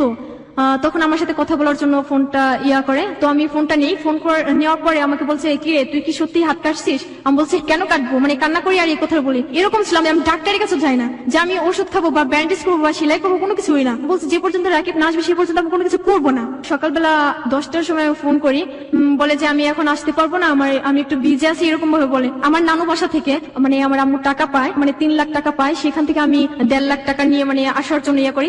যে আমি ব্যাগে যে টাকা রাখি সেই টাকাগুলো আমার বড় বোন দেখে। আপনি টাকা চুরি করে বাড়ি থেকে পালাবেন? হ্যাঁ। এটা কি রাকিব আপনাকে বলেছিল? রাকিব এরকম ভাবে বলছে যে আমি তোমাকে এনে খাওয়াবে কি রাখবো কোথায়? আমি বলছি এই কথা তো আমাকে আগে বলো নি, যে এটা তো বিয়ের আগে করার কথা ছিল। তখন আমি ভাবছি আমি যদি টাকা নিয়ে আসি তুমি আমাকে নিবে না? বলে যদি টাকা নিয়ে আসতে পারে তাহলে আসবে। আমার বোন এদিক দিয়ে আমার ব্যাগ থেকে টাকাগুলো সরিয়ে ফেলে। আমি আর দেখি না যে ব্যাগে টাকা আছে কিনা। আমি যে টাকা নিয়ে যাবো সেই টাকা দিয়ে ও অ্যাডভান্সটা দেবে, এরকম ছিল। তো আমি যাওয়ার পর এখন বাড়িওয়ালা তো টাকা নেওয়ার জন্য আসছে, যে আপনি আসছেন তো টাকাগুলো আগে দেন। যে ব্যাগে যখন আমি হাত দিই টাকাগুলো না দেখি, তখন আমার তো অন্যরকম, যে এখন আমি টাকা পাবো কোথায়? তো আমি রাকিবকে বলি, রাকিব বলে যে এটা তোদের প্ল্যান। কি বলবো, ও আমার সাথে অনেক খারাপ ব্যবহার করে। তখন 5টার সময় বের হয়, সন্ধ্যা লেগে যায়, তো আসেই না। তারপর থেকে ফোনটা অফ। আমি তখন টেনশন পড়েছি, আমি তো এখানকার কিছুই চিনি না, আমি কোথায় যাবো, কি করবো? আমি বাড়িওয়ালাকে সবকিছু বলি। বাড়িওয়ালারা তখন আমার শাশুড়িকে ফোন করে। আমার শাশুড়ি বলে যেভাবে তুই আমার ছেলেকে ঘর থেকে বের করে নিয়েছিস সেভাবে আমার ছেলেকে আমার কাছে ফিরিয়ে দিয়ে যাবি। আর এরকম ভাবে সারা রাত কেটে যায়। পরের দিন 12টার সময় রাকিব আমাকে ফোন করে বলে তুই বাসা থেকে বের হয়ে আয়, আমি তোকে নিয়ে আসবো আমাদের বাসায়। আমি বাড়িওয়ালাকে বলছি আঙ্কেল আপনি তো আমার ফোনটা রাখি, আমাকে কিছু টাকা দেন। তো তারা আমাকে 200 টাকা দিয়ে আমার ফোনটা নেয় না। রিক্সা ওঠার পরে ওর ফোনটা আবার অফ। তখন আমি কোথায় যাবো আমি নিজেও জানি না, যে তখন আমি রাস্তায় পড়ে যাই। 12টা থেকে 5টা পর্যন্ত ওকে আমি অনেক খোঁজাখুঁজি করি, কিন্তু পাই না। লাস্ট ওর আব্বুকে আমি ফোন করি। ফোন করার পর বলছি আপনি ছেলে আমাকে এরকম ভাবে রেখে দিয়েছে, আপনি আমাকে নিয়ে যান। আমাদের উকিল হয় আর কি, বিয়ের যে ছিল সাথে, তো সে আমাকে নিয়ে যান। তার ভাইয়ের কাছে নিয়ে যায়, নিয়ে বলে যে আমি রাত 10টার পরে আমি নিয়ে যাবো। তখন আমার ভিতর অন্যরকম একটা আসে যে রাত 10টার পর আমার কোথায় নিতে পারে, এখান থেকে যেভাবে হোক আমার পালাতে হবে। তো আমার শাশুড়িকে আমি ফোন করে বলছি আপনি কি আমাকে নেবেন, আর যদি আমাকে না নিয়ে যান আমি নিজে এখানে আত্মহত্যা করে আপনাদের দায়ী করে যাব। তো আমার শাশুড়ি আর শ্বশুর এসে আমাকে রাত 10টার সময় নিয়ে যায়। এই প্রথম আপনি গেলেন আপনার শ্বশুর বাড়ি? হ্যাঁ। কোথায় ছিল শ্বশুর বাড়ি? নারায়ণগঞ্জ জারপুর উত্তরপাড়া খোলা মার্কেট। গিয়ে কি দেখলেন? ছোট একটা বিল্ডিং এর মতো আর কি তোলা, যে টিন শিট করলে আসলে করতে পারে। কয়জন ফ্যামিলি মেম্বার ছিল ওখানে? ওরা 4 ভাই বোন, ওরা আব্বু আমরা। পরে রাকিব শুনে যে আমি ওদের বাসায় আসবো, বলে তুই আমার আম্মুকে নিয়ে থাক। আমি আমার মতো চলে গেলাম। আমি ওদের বাসায় যাই। না আপনি বাসায় গেছেন? ওর আম্মু তো আমাকে অনেক কথা আমাকে বলে, কি বিয়ে করার বয়স হয়েছে, তুই আমার ছেলেকে বিয়ে করছিস, আমার ফুলের মতো ছেলে ছিল। সব মায়ের কাছে তার ছেলে ফুলের মতোই থাকে। This is the story, we know that. তখন আমি একটা কথা বলছি আমার শাশুড়িকে, আপনার ছেলেকে যেরকম আদর করে বড় করছেন আমার আম্মু আব্বু আমাকেও তেমন আদর করে বড় করছে। প্রথম দিনই ঝগড়া শুরু করলেন? এই কথাটা কংগ্রাচুলেশন। ওকে। আমি তো 2 দিনের মধ্যে খাই না, পানিও খাই না, রাতটা কাটে কোনো মতে। ফজরের আজানের সময় আমার শাশুড়ি আমাকে ঘুম থেকে ওঠা, বলে বরকা পর তোকে তোর বাসায় দিয়ে আসবো। আমি বলছি আমি আমার বাসায় যাবো না, অনেক কান্নাকাটি করি, আমার মানে শাশুড়ি পা ধরে কিভাবে কোথায় কিভাবে আমাকে নিয়ে আসে আমি নিজেও জানি না, গাড়িতে করে। তো আমাকে শুধু হেমাদপুরের মানে টিকিট কেটে দেয়, তো আমি গাড়িতে উঠি, তখন বলে বাই আর কখনো দেখা হবে না, যে আমি এরকম প্রেগনেন্ট, আমি কাউকে মানে বলতে পারছি না, মাস চলে যাচ্ছে, আমার অবস্থাটা অনেক খারাপ হয়ে যায়। তো এলাকার মুরব্বীদের সাথে কথা বলি, কথা বলার পর যে বলে আচ্ছা ঠিক আছে তোমাকে নিয়ে আসবো। আমি আবার প্ল্যান করি যে বিয়ের পরে আমি চলে যাবো, আমার চাচাতো বোনের বিয়ে, মানে কথা বলবো কি, রাকিব আমাকে হুমকি দেয় যে তুই যদি আমার কাছে থাকতে চাস তাহলে তুই ওই বাচ্চাটাকে নষ্ট করবি। তো আমি বলছি কেন আমি বাচ্চাটাকে নষ্ট করবো, অনেক মানে কান্নাকাটি করি, বলে যে আচ্ছা ঠিক আছে তুই তোর বাচ্চা নিয়ে থাক, আমি আমার মতো থাকবো। আমার একটা ফ্রেন্ড ছিল, তাকে আমি সবকিছু বলি, তার সাথে আমি গিয়ে মানে বাচ্চাটাকে নষ্ট করে ফেলি। তো আমি শুয়ে থাকি। বাচ্চাটাকে আপনি নষ্ট করলেন, আপনার ফ্যামিলিতে জানলো না এটা? কেউ জানে না, আমার হাজবেন্ড মানে আসে না, এই কারণে আমি না খেয়ে থাকি বা এরকম কোনো কিছু বুঝতে পারি আর কি, Okay. যে আমি নষ্ট করি এটা জানে না। পিঙ্কির কথা যে আমি চলে যাওয়ার জন্য আমার ফোনটা আমি ইচ্ছে করে মানে নষ্ট করি, ফোন সারতে যেতে হবে, তো আমি আগে আসি, আমার চাচাতো বোন আসে। আসলে ওর যে গয়নাগুলো ছিল সব ছিল মানে রূপার, কিন্তু স্বর্ণর দিয়ে মানে ধোয়া ছিল, তো ওইগুলো নিয়ে আসি, আমি দেখি নাই যে ও কি নিয়ে আসছে। তো চেঞ্জি নিয়ে আমি চলে যাই গাবতলী পর্যন্ত, গাবতলী রাকিব এসে দাঁড়িয়ে আছে যে আমাকে নেওয়ার জন্য যাত্রাবাড়ি, যে ওইখানে আমরা আবার নতুন করে বাসা ভাড়া নেওয়া হয়, সব টাকা মানে রাকিবই দিয়ে। মানে আপনার বোনটাও পালাচ্ছে আরেকজনের সাথে, তাই তো? হ্যাঁ এরকম। সেই গয়নাগুলো আমার চাচাতো বোন রাকিবের হাতে দেয়, হারটা যে ছিল একটু অংশ নিয়ে বালু দিয়ে মানে ঘষে নিয়ে আসে, বলে দেখো এগুলো সব নকল। মানে যাওয়ার সময় বলে যে আমি তাড়াতাড়ি আসবো, 10টার আগে আসবো। রাকিব যখন নাকি বের হয়ে যায় তখন আমার ভিতর থেকে কেমন যেন মনে হয় যে ওর ফিরে আসবে না, কখনো ওর সাথে আমার দেখা হবে না। তার একটু পরে আমি ফোন করি, ফোনটা অফ। পরে আমি ওদের এলাকার যে বড় ভাই মানে ওদের বাসায় বিচার নিয়ে যায় যে আপনার ছেলে এরকম ভাবে একটা মেয়েকে বিয়ে করছে, আবার এরকম ভাবে রেখে আসছে, এখন মেয়েটার কি উপায়। তো আমার শাশুড়ি আমাকে ফোন করে বলে তুই যদি আমার ফোনে ফোন করিস কখনো তাহলে তোর খবর আছে, আমি এখন যে এই পুলিশ নিয়ে তোর এখানে আসবো, তোকে ধরিয়ে দেবো, তুই একটা খারাপ মেয়ে। আমি আর আমার চাচাতো বোন, এখন আমার তো সবকিছুর দায়িত্ব এখন হয়ে গেল আমার। ও আমাকে পা ধরে কান্না করে বলে যে তুই আমার মাথায় হাত রেখে শপথ করবি কখনো কারোর কাছে বলতে পারবি না যে আমার এসএসসি রেজাল্টটা অনেক খারাপ হয়, এই কারণে আমি মিথ্যা কথা বলে বাসা থেকে চলে আসি। বুঝলাম না, আমি বুঝলাম না, মানে এসএসসি রেজাল্ট খারাপ হলো পাশ থেকে চলে আসলো, মানে কি কাহিনী? মানে ও বলছে মানে মিথ্যা কথা বলছে আমাকে যে রাজীবের সাথে আমি চলে যাব, আসলে এইসবের কিছুই না। তো আসার পর বিয়ের গহনাগুলো নিয়ে পালিয়ে আসছে।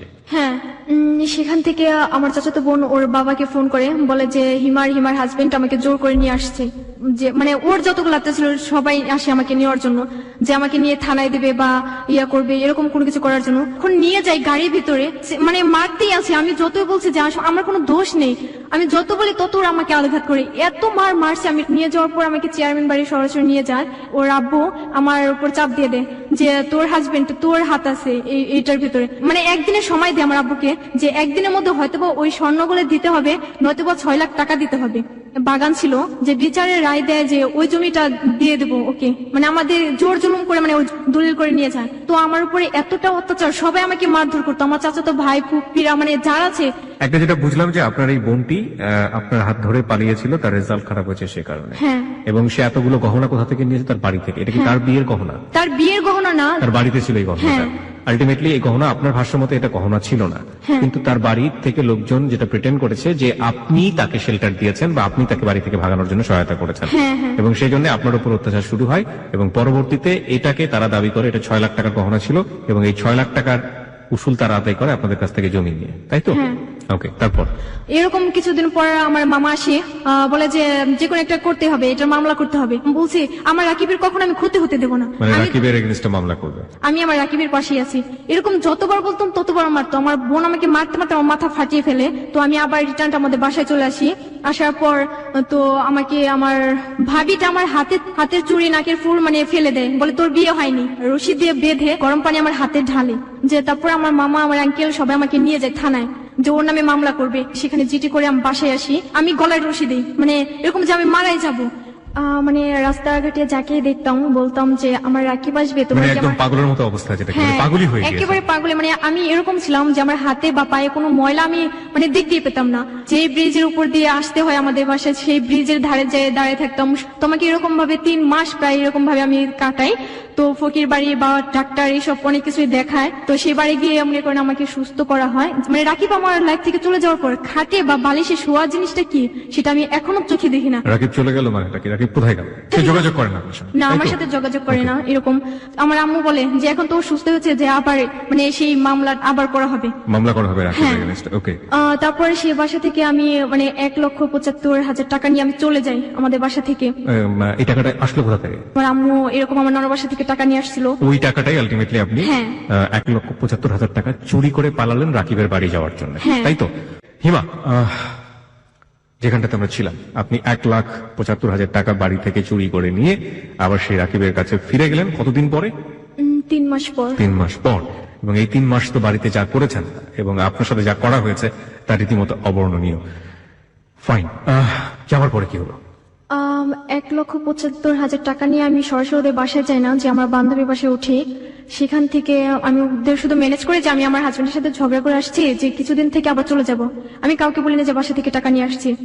তো ওদের ওইখান থেকে আমি বলছি যে আমি একটু ঘুরতে যাবো, এই কথা বলে আমি রাকিবদের বাসায় যাই। তো বাসায় গিয়ে দেখি রাকিব নেই, মানে রাকিবকে সরিয়ে ফেলে, যে ওর নানু বাসায় পাঠিয়ে দেয়। তো বাসার সামনে গিয়ে আমি আমার শাশুড়িকে ফোন করিয়ে বলছে যে মা আমাকে নিয়ে যান। বলে তোকে আমি চিনি না, তুই কে? মানে এরকম ভাবে অনেক কিছু বলে। আমি বলছি আমি কে মানে? আপনার ছেলে আমাকে বিয়ে করছে, অনেক ধরনের কথা বলে। সে আমাকে চেনে না। তো রাত 1টা পর্যন্ত আমাদের বাসার বাইরে আমাকে দাঁড় করে রাখে। মানে আমি চিৎকার করে কান্না করি, এত চিৎকার করে কান্না করি যে এলাকার অনেক লোকই মানে জড়ো হয়। তো আমি পানি চাই একটা লোকের কাছে, সেই লোকটা আমাকে কি করে পানির সাথে কেরোসিন তেল মিশিয়ে আমাকে পানিটা দেয়। খাওয়ার পরে আমি বুঝতে পারি যে এটা আসলে কেরোসিন তেল মিশানো ছিল। তো আমি বলছি আপনি আমার সাথে এরকম ব্যবহার করতে পারেন। সেই লোকটা সেখান থেকে চলে যায়। আমি কান্নাকাটি করে, মানে পাশে পাশে একটা মহিলা এসে আমাকে বলে যে দেখো আপু, তুমি এখান থেকে না এসে আমাদের বাসায় চলে এসো, রাতটা কেটে তুমি চলে যাও। পর আমি সেই বাসায় রাত কাটে কোনো মতে।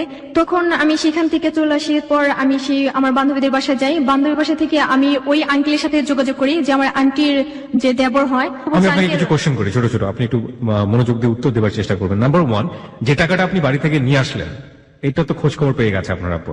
হ্যাঁ। তারপর আপনার সঙ্গে ফোনে যোগাযোগ করেনি তারা? হ্যাঁ, ফোনে যোগাযোগ করছে। আমি বলছি যে আমি রাকিবের কাছে চলে আসছি, মানে এখনো তারা জানে আমি রাকিবের কাছে। আচ্ছা, তো এই টাকাটা নিয়ে আপনি কি করলেন? তো 20,000 টাকার মতো আমি নষ্ট করি নিজেই। মানে কিভাবে যে আমি প্রত্যেকটা দিন চাষার আসি, মানে এরকম ভাবে নষ্ট করে। চাষারাতে কি হতো? চাষারাতে কে ছিল? মানে চাষারাই বেশি থাকে, এই কারণে। আপনি এসে কখনো খুঁজতেন ওকে? হ্যাঁ, 3 মাস এরকম ভাবে আমার চলে যায়। চলে যাবার পর এই সময়টাতে আপনি কোথায় ছিলেন এই 3 মাস? আমি মিরপুর ছিলাম। মিরপুর কার বাসায় ছিলেন? ছিলাম আমার বান্ধবীর বাসায়। যে আমি ওর মাকে ম্যানেজ করছি, বলছে যে আন্টি আপনি শুধু আমাকে একটা বাসা ভাড়া করে দেবেন, যা করে আমি করবো। যে বাসা ভাড়া করে সেখানে আমি আবার 10,000 টাকা দিয়ে পার্লারের কাজ শিখি। তার মাঝে মাঝে আমি চাষারও চলে আসি, মানে দুটোটাই কাজ চালিয়ে যাই। এর মাঝে আবার আমি আমার ওই আঙ্কেলের সাথে যোগাযোগ করি, যে আমার বাহিরের ব্যাপারে। কোন আঙ্কেল এটা? আম্মুর যে চাচাতো বোন। ওকে, তার মানে আমার দেবর? হ্যাঁ, তার সাথে যোগাযোগ করেন? হ্যাঁ, মানে সে বাইরে থাকে। ও, সে বাইরে থাকে। ওকে, এই কারণে এখন আমি বলছি, বলে তুমি তো বিদেশি কাজ কি কাজ করবে? তো আমি বলছি আমি পার্লারের কাজ শিখছি, আমাকে সেখানে দেখেন যদি পারেন আমাকে এরকম ব্যবস্থা করে দেন। মানে আপনিও বিদেশে যেতে চাচ্ছেন? হ্যাঁ। কেন? মানে কেন যেতে চাচ্ছি, যে রাকিবকে আমি খুঁজে পাইনি, আমি কার কাছে থাকবো? আমি আমার ফ্যামিলিতেও যেতে পারবো না, ওর ফ্যামিলিতেও থাকতে পারবো না। এরকম ভাবে আমার জীবন চলবে না, আমি নিজের পায়ে দাঁড়াবো, এরকম ভাবে কোনো ইয়া ছিল, আমার স্বপ্ন ছিল। তো তাদের সাথে আমি যোগাযোগ করে আমি বাহিরে যাই। তখন আমার 70,000 টাকা লাগে। আমার কাছে 90,000 টাকা ছিল। পরে ওই 90,000 টাকা দিয়ে আমি নিজের গয়নাগুলো বানাই, যে ভাবছি যে টাকা যদি থাকে আমার নষ্ট হয়ে যাবে, আমি নিজেও জানি। তো আমার কানের দুল মানে এইসব কোনো কিছু বানাই 90,000 টাকা দিয়েই, যতগুলো হয়। তো বানানোর পর আমি মানে লেবালন তাদের ইয়া দিয়ে চলে যাই। চলে যাওয়ার পর আমার পার্লারে কাজ দেয়। আমি একটা মাস এত ভালো কাজ করি সেখানে। লেবাননে চলে যান আপনি? হ্যাঁ। ওকে। তো সেখানে চলে যাই, অনেক ভালো মতো কাজ করি, যে তারা আমাকে অনেকটা আদর করে, যে আমি ভাষা শিখতে পারি অনেক অল্পতেই, যে তারা আমাকে আমার ভাষাগুলো শুনে তারা আরো মুগ্ধ হয়, যে এত এত দ্রুত তুমি ভাষা শিখলে কি করে। মানে তাদের একটা কোশ্চেন ছিল। তো আমি বলছি সেটা আমি নিজেও জানি না। এক কথা বারবার বলতো, যে সেটা আমি অনুভব করতাম যে এটা হবেই, মানে আমি বলতাম। তো যখন নাকি আমি অসুস্থ হয়ে পড়ি, তখন আমাদের বাংলাদেশে যেমন বলে অসুস্থ, তখন ওদের ওইখানে বলে যে মারিদা। তো আমাকে বলে যে সুবাদ্দি। তো আমি বলছি কি আনা মারিদা। তো বলে শু। তখন আমি আবার বলছি যে আনা রাজ হন ওঝা, মানে মাথা প্রচন্ড ব্যথা, এরকম ভাবে বোঝাতাম। তো পেট ব্যথা এরকম ভাবে বোঝাতাম। তো ওরা তো আমাকে ডাক্তারের কাছে নিয়ে যেত। মানে 1 মাস পর আমার হাতে আমার বেতনটা দেয়, 1 মাসের বেতন 12,000 টাকা ছিল। মানে 20,000 টাকা দেওয়ার কথা ছিল, সেখানে আমার 12,000 টাকা দেয়। তো সেখান থেকে আমাকে হসপিটালে নিয়ে যায়। মানে 4টা হসপিটাল ঘুরে কোনো রোগ মানে বিধি পাই না। তার 7 দিন পরে আমি এরকম ভাবে বমি করা শুরু করি, যে আমার নাক দিয়ে মানে মুখ দিয়ে রক্ত বের হয়। তো ওরা তো অনেক ভয় পায়। তার 2 দিন পরে আমাকে হসপিটাল আবার নিয়ে যায়, অন্য হসপিটালে। দেখে আমার অ্যাপেন্ডিসাইটিস টিউমার। মানে 3 ঘন্টার সময় ছিল যে অপারেশন করতেই হবে। তখন আমার মালিকই তো রিস্কটা নেবে না, যে এরকম ভাবে 3 ঘন্টা যদি ও মারা যায়, এরকম রিস্ক নেবে না। তো এটা রিস্ক কে নেবে? তো আমি ওদের বুঝেছি যে কোনো মতো ইয়া করো, যে সেখানে 96,000 টাকা লাগবে আমাদের বাংলাদেশের। যে আমার তো টাকা নেই, মাসের বেতনটা আমার ছিল। আমি বলছি এদের যদি তোর আমাকে মারতে চাস তাহলে তোর আমাকে মেরে ফেল, আর যদি না মারতে চাস তাহলে তোর আমাকে বাঁচিয়ে রাখ। তো ওদের টাকা দিয়ে ওরা আমাকে মানে ইয়া করে, সুস্থ করে। তো পরে আমি টাকাগুলো দিয়ে দিই, যে আমার গয়নাগুলো আমি সেখানে কিছু রেখে আসি আর কিছু নিয়ে আসি। তো অপারেশনের 7 দিন পর আমাকে কাজে নিয়ে যায়। তো আমি তো কাজ করতেই পারি না, আমি সোজা হয়ে দাঁড়াতেই পারি না, তো আমি ঘুরে ঘুরে পড়ে যাই। তো ওরা তখন আমার সাথে খারাপ ব্যবহার করে যে তুই এখানে কাজ করতে পারবি না, তো কি করে টাকা দেবো, টাকা দেওয়া যাবে না, এরকম ভাবে বলছে। তো আমি ওর সাথে ঝগড়া করতাম, মানে তর্ক করতাম। তখন ওরা বলছে আচ্ছা ঠিক আছে, তোরা যদি আমার না রাখিস তাহলে আমার বাংলাদেশে পাঠিয়ে দে, আমি যে কোনো একটা জিনিস করবো। বাংলাদেশে আসবো, আমি কি করে আসবো, কোথায় থাকবো, এরকম একটা কল্পনা থাকে। অপারেশনের 15 দিন পর আমার টিকিট কেটে দেয় আমার বাংলাদেশে আসার জন্য। তো হাতে আমাকে 19,000 টাকাও দিয়ে দেয় ওরা। আমি বলছি আতিনি মাফি মাছারি, মানে আমার কাছে কোনো টাকা নেই, আমি বাংলাদেশে যাব কি, আমার বাবা মা কেউ নেই, মানে এরকম ভাবে বোঝাইছি আরবিতে। বোঝানোর পর ওরা বলে কি আচ্ছা ঠিক আছে, তোকে এই টাকাগুলো দিলাম, তুই এই টাকাগুলো নিয়ে থাকবি। তো আমি আসার পর প্লেনে মানে একটা মহিলার সাথে আমার অনেক ভালো ইয়া হয়, তাকে আমি বলি, তাকে ম্যানেজ করে তাদের বাসায় চলে যাই, সেখানে থাকি। সেখান থাকার পর আবার কুদালিয়া চলে আসি, সেখান থেকে আমি আবার পার্লারের কাজে ঢুকি, আবার রাকিবকে খুঁজে পাই না। তো হঠাৎ করে একটা ফ্রেন্ডের নাম্বার ছিল, যে ওর ফ্রেন্ডের আমি ফোন করি, আমি বলছি যে রাকিব কি এখন বাসায় আসছে, বলছে হ্যাঁ, যে ও ফোন ইউজ করে না। আমি বলছি ফোন যখন ইউজ করবে তখন আমার নাম্বারটা দেবেন। ডিসেম্বরের 31 তারিখে ওর সাথে মানে আবার যোগাযোগ হয়, যে রাকিবের সাথে, মানে রং নাম্বারে, জানে না যে আমি হিমা। তো রং নাম্বারে, আসলে আমি রং নাম্বারে যখন আবার নতুন করে কথা বলা শুরু করলাম, যে বলছে আমার বাসা মিরপুর, আমি মিরপুর থাকি। মানে আপনি জানতেন নাম্বার ঠিক আছে, কিন্তু ও বুঝতে চাই ওটা রং নাম্বারে কার সাথে কথা বলছে। ওকে ওকে। তো আমাকে রাজ নামে পরিচয় দেয়। আমি জিজ্ঞেস করছি আপনার নাম কি, ও বলে রাজ। আমার আন্টির মেয়ের নাম আবার তুলনা। তো আমি আবার ওর পিকচার মানে যা আছে সবকিছু ওরে নিয়ে আসি। তো আমি বলছি আমার নাম তুলনা, আমি এরকম ভাবে থাকি, মানে সবকিছু আমি বলি যে আমার বাবার এত টাকা আছে, আমার আঙ্কেলও বাহিরে থাকে। তো আমি বলছি সবকিছু বলার পর ও তোমাকে বিয়ে করবে, মানে এখন বলে যে তুমি বাসা থেকে চলে আসো, তোমাকে আমি বিয়ে করবো। একই কথা আপনার একই কথা, যেরকম আমি এরকম ভাবে বুঝতাম, আগের যে কথাগুলো ছিল সেই কথাগুলো নতুন করে আবার তোলানো হয়। যে আমি বলছি যে তুমি কি আমাকে বিয়ে করবা, বলে যে হ্যাঁ তোমাকে এক দেখে আমি বিয়ে করবো। মানে আমি বলছি আচ্ছা ঠিক আছে, তুমি আমার পিকচার দেখো, যদি পছন্দ হয় তাহলে তুমি আমাকে বিয়ে করবে। তো আমি আমার আন্টির মেয়ের মানে পিকচারটা পাঠিয়ে দিই, যেটা দেখে ওর ফ্যামিলি সবাই মানে পছন্দ করে। ওর আম্মুর সাথে আমি কথা বলছি, আবার সেই আম্মুকেও জড়াই ফেললেন। হ্যাঁ, ওর আম্মু, ওর বোন, মানে ওর ভাইয়া সবাই জানতো যে নতুন মানে কারোর সাথে রিলেশন। তো এরকম করার পর বিয়ের একটা ডেটই বানিয়ে পড়ে যায়, এই মাসে আমরা বিয়ে করবোই, যে জানুয়ারি শেষে ফেব্রুয়ারিতে। তো এরকম ভাবে আমি বলছি এখন আমি কি করব, মানে ও দেখা করার জন্য প্রচন্ড পাগল হয়ে যায়, যে ও আসে যাত্রাবাড়ি, আমিও চলে আসি, ওকে আমি দূর থেকে দেখে চলে যাই, কিন্তু ওর কাছে যাই না। তো ও বলছে তুমি আসোনি, আমি বলছি হ্যাঁ আমি আসছি, তুমি আমার সাথে দেখা করো, আমি এই কারণে চলে আসছি, এরকম ভাবে বলে চলে আসি। চলে আসার কিছুদিন পরে ও আবার আমাকে দেখার জন্য পাগল হয়, অনেক SMS করে, কথা বলে। কথাগুলো পরে আমি কথাগুলো আবার রেকর্ড করে রাখি, যে কি কথা বলে। বলার কিছুদিন পরে বলে তুমি আসলে তুমি সত্য করে বলো তুমি কে, তুমি কি হিমা? তখন আমি কান্না করি, আমি বলছি না আমি হিমা না, আমি হিমা হতে যাবো কেন? তো আমি বলছি আচ্ছা হিমাটা কে, যে মেয়েটার কারণে তুমি আমাকে এত কিছু বলো, সেই মেয়েটা কে? মানে আমি নিজেকে মানে ওর কথা বের করার জন্য করে বলে হিমা নামের মেয়ে সেটা নিয়েছিল 3 বছর আগে, যে এটা আমার শত্রু ছিল। ও আমাকে এরকম ভাবে বলে যে আমার শত্রু ছিল। তো ওই মেয়েটার সাথে আমার রিলেশন ছিল 6 মাস। 6 মাস রিলেশন থাকার পর আমি অন্য একটা মেয়ের সাথে রিলেশন করি। তো ওর বাবা, ওর চাচা যারা আছে সবাই আমাকে মারধর করে আমার কাছ থেকে টাকা নিয়ে যায়, মানে এরকম আমাকে বলে। তখন আমি আরো কান্না করি, আমি বলছি ও কি বলে, ও তো আমার প্রতি আর নেই, আর ওকে আমি এতটা ভালোবাসি, ও আমাকে এই কথাগুলো বলতে পারে? এরকম বলার পর কিছুদিন পরে যে আস্তে আস্তে আমি জানিয়ে দেই, তাহলে আমার আগের কথাগুলো আমি বলি। কিছু কিছু কথা আছে যে কথাগুলো আমি বলতাম, আমি ওকে বোঝানোর চেষ্টা করতাম যে আমি হিমা। তো বলে তুমি কি হিমা? আমি বলছি না। বলে তুমি হিমা, তুমি হিমা এরকম ভাবে কথা বলে, ঠিক এরকম ভাবে কথা বলতো, যে আস্তে আস্তে কথা বলতো অন্যরকম ছিল। আমি একদিন পরিচয় দিই, হ্যাঁ আমি হিমা, তখন ও অনেকটা কান্না করে বলে তোমাকে আমি অনেক, তোমার ফোন নাম্বারে অনেক ট্রাই করছি, তোমার ফোনটা অফ ছিল। আমি বলছি তুমি আমাকে একটু ট্রাই করো নাই, যদি ট্রাই করতে তাহলে আমি তো 3-4 মাস তো আমি ছিলামই দেশে, তো অবশ্যই আমি জানতে পারতাম যে তুমি আমাকে ট্রাই করছো। তো আমাকে বলে যে আমি তোমাকে নিয়ে আসবো, আবার নতুন করে তোমার সাথে আমি সংসার করব, যে আমার বাবা মা তোমাকে অ্যাকসেপ্ট করুক বা না করুক সেটা আমি করব। বলে তুমি আমাকে 1000 টাকা দাও, আমি একটা বাড়ি ভাড়া করব, তারপর তোমাকে আমি টাকাটা দিয়ে দেবো। আমি সাথে সাথে আমার কাছে তখন 3000 টাকা ছিল, আমি 1000 টাকা পাঠিয়ে দিই। তার 2 দিন পর আবার বলে আমার একটা ফ্রেন্ড আমার কাছ থেকে টাকা পাবে, তুমি আমাকে টাকা দাও 1000। তো আমি আবার 1000 টাকা পাঠাই। যে আমার এরকম আমার মাথায় এখন বর্তমানে টিউমার হয়েছে, যে আমি ডাক্তারের কাছে যাব। যখন নাকি ডাক্তারের কাছে যেতে যাই তখন ও আমাকে আবার ফোন করে যে হিমা আমাকে টাকা লাগবে, তুমি আমাকে টাকা দাও। মানে সবসময় আমার কাছে টাকা ছাড়া কিছু বোঝে না। তো ওকে আমি এরকম ভাবে টাকা পাঠাই। 10,000 টাকা পাঠানোর পর ও অস্বীকার করে যে আমাকে চেনে না, আমি কে, কবে টাকা পাঠিয়েছি, এরকম ভাবে অনেক খারাপ ব্যবহার করে।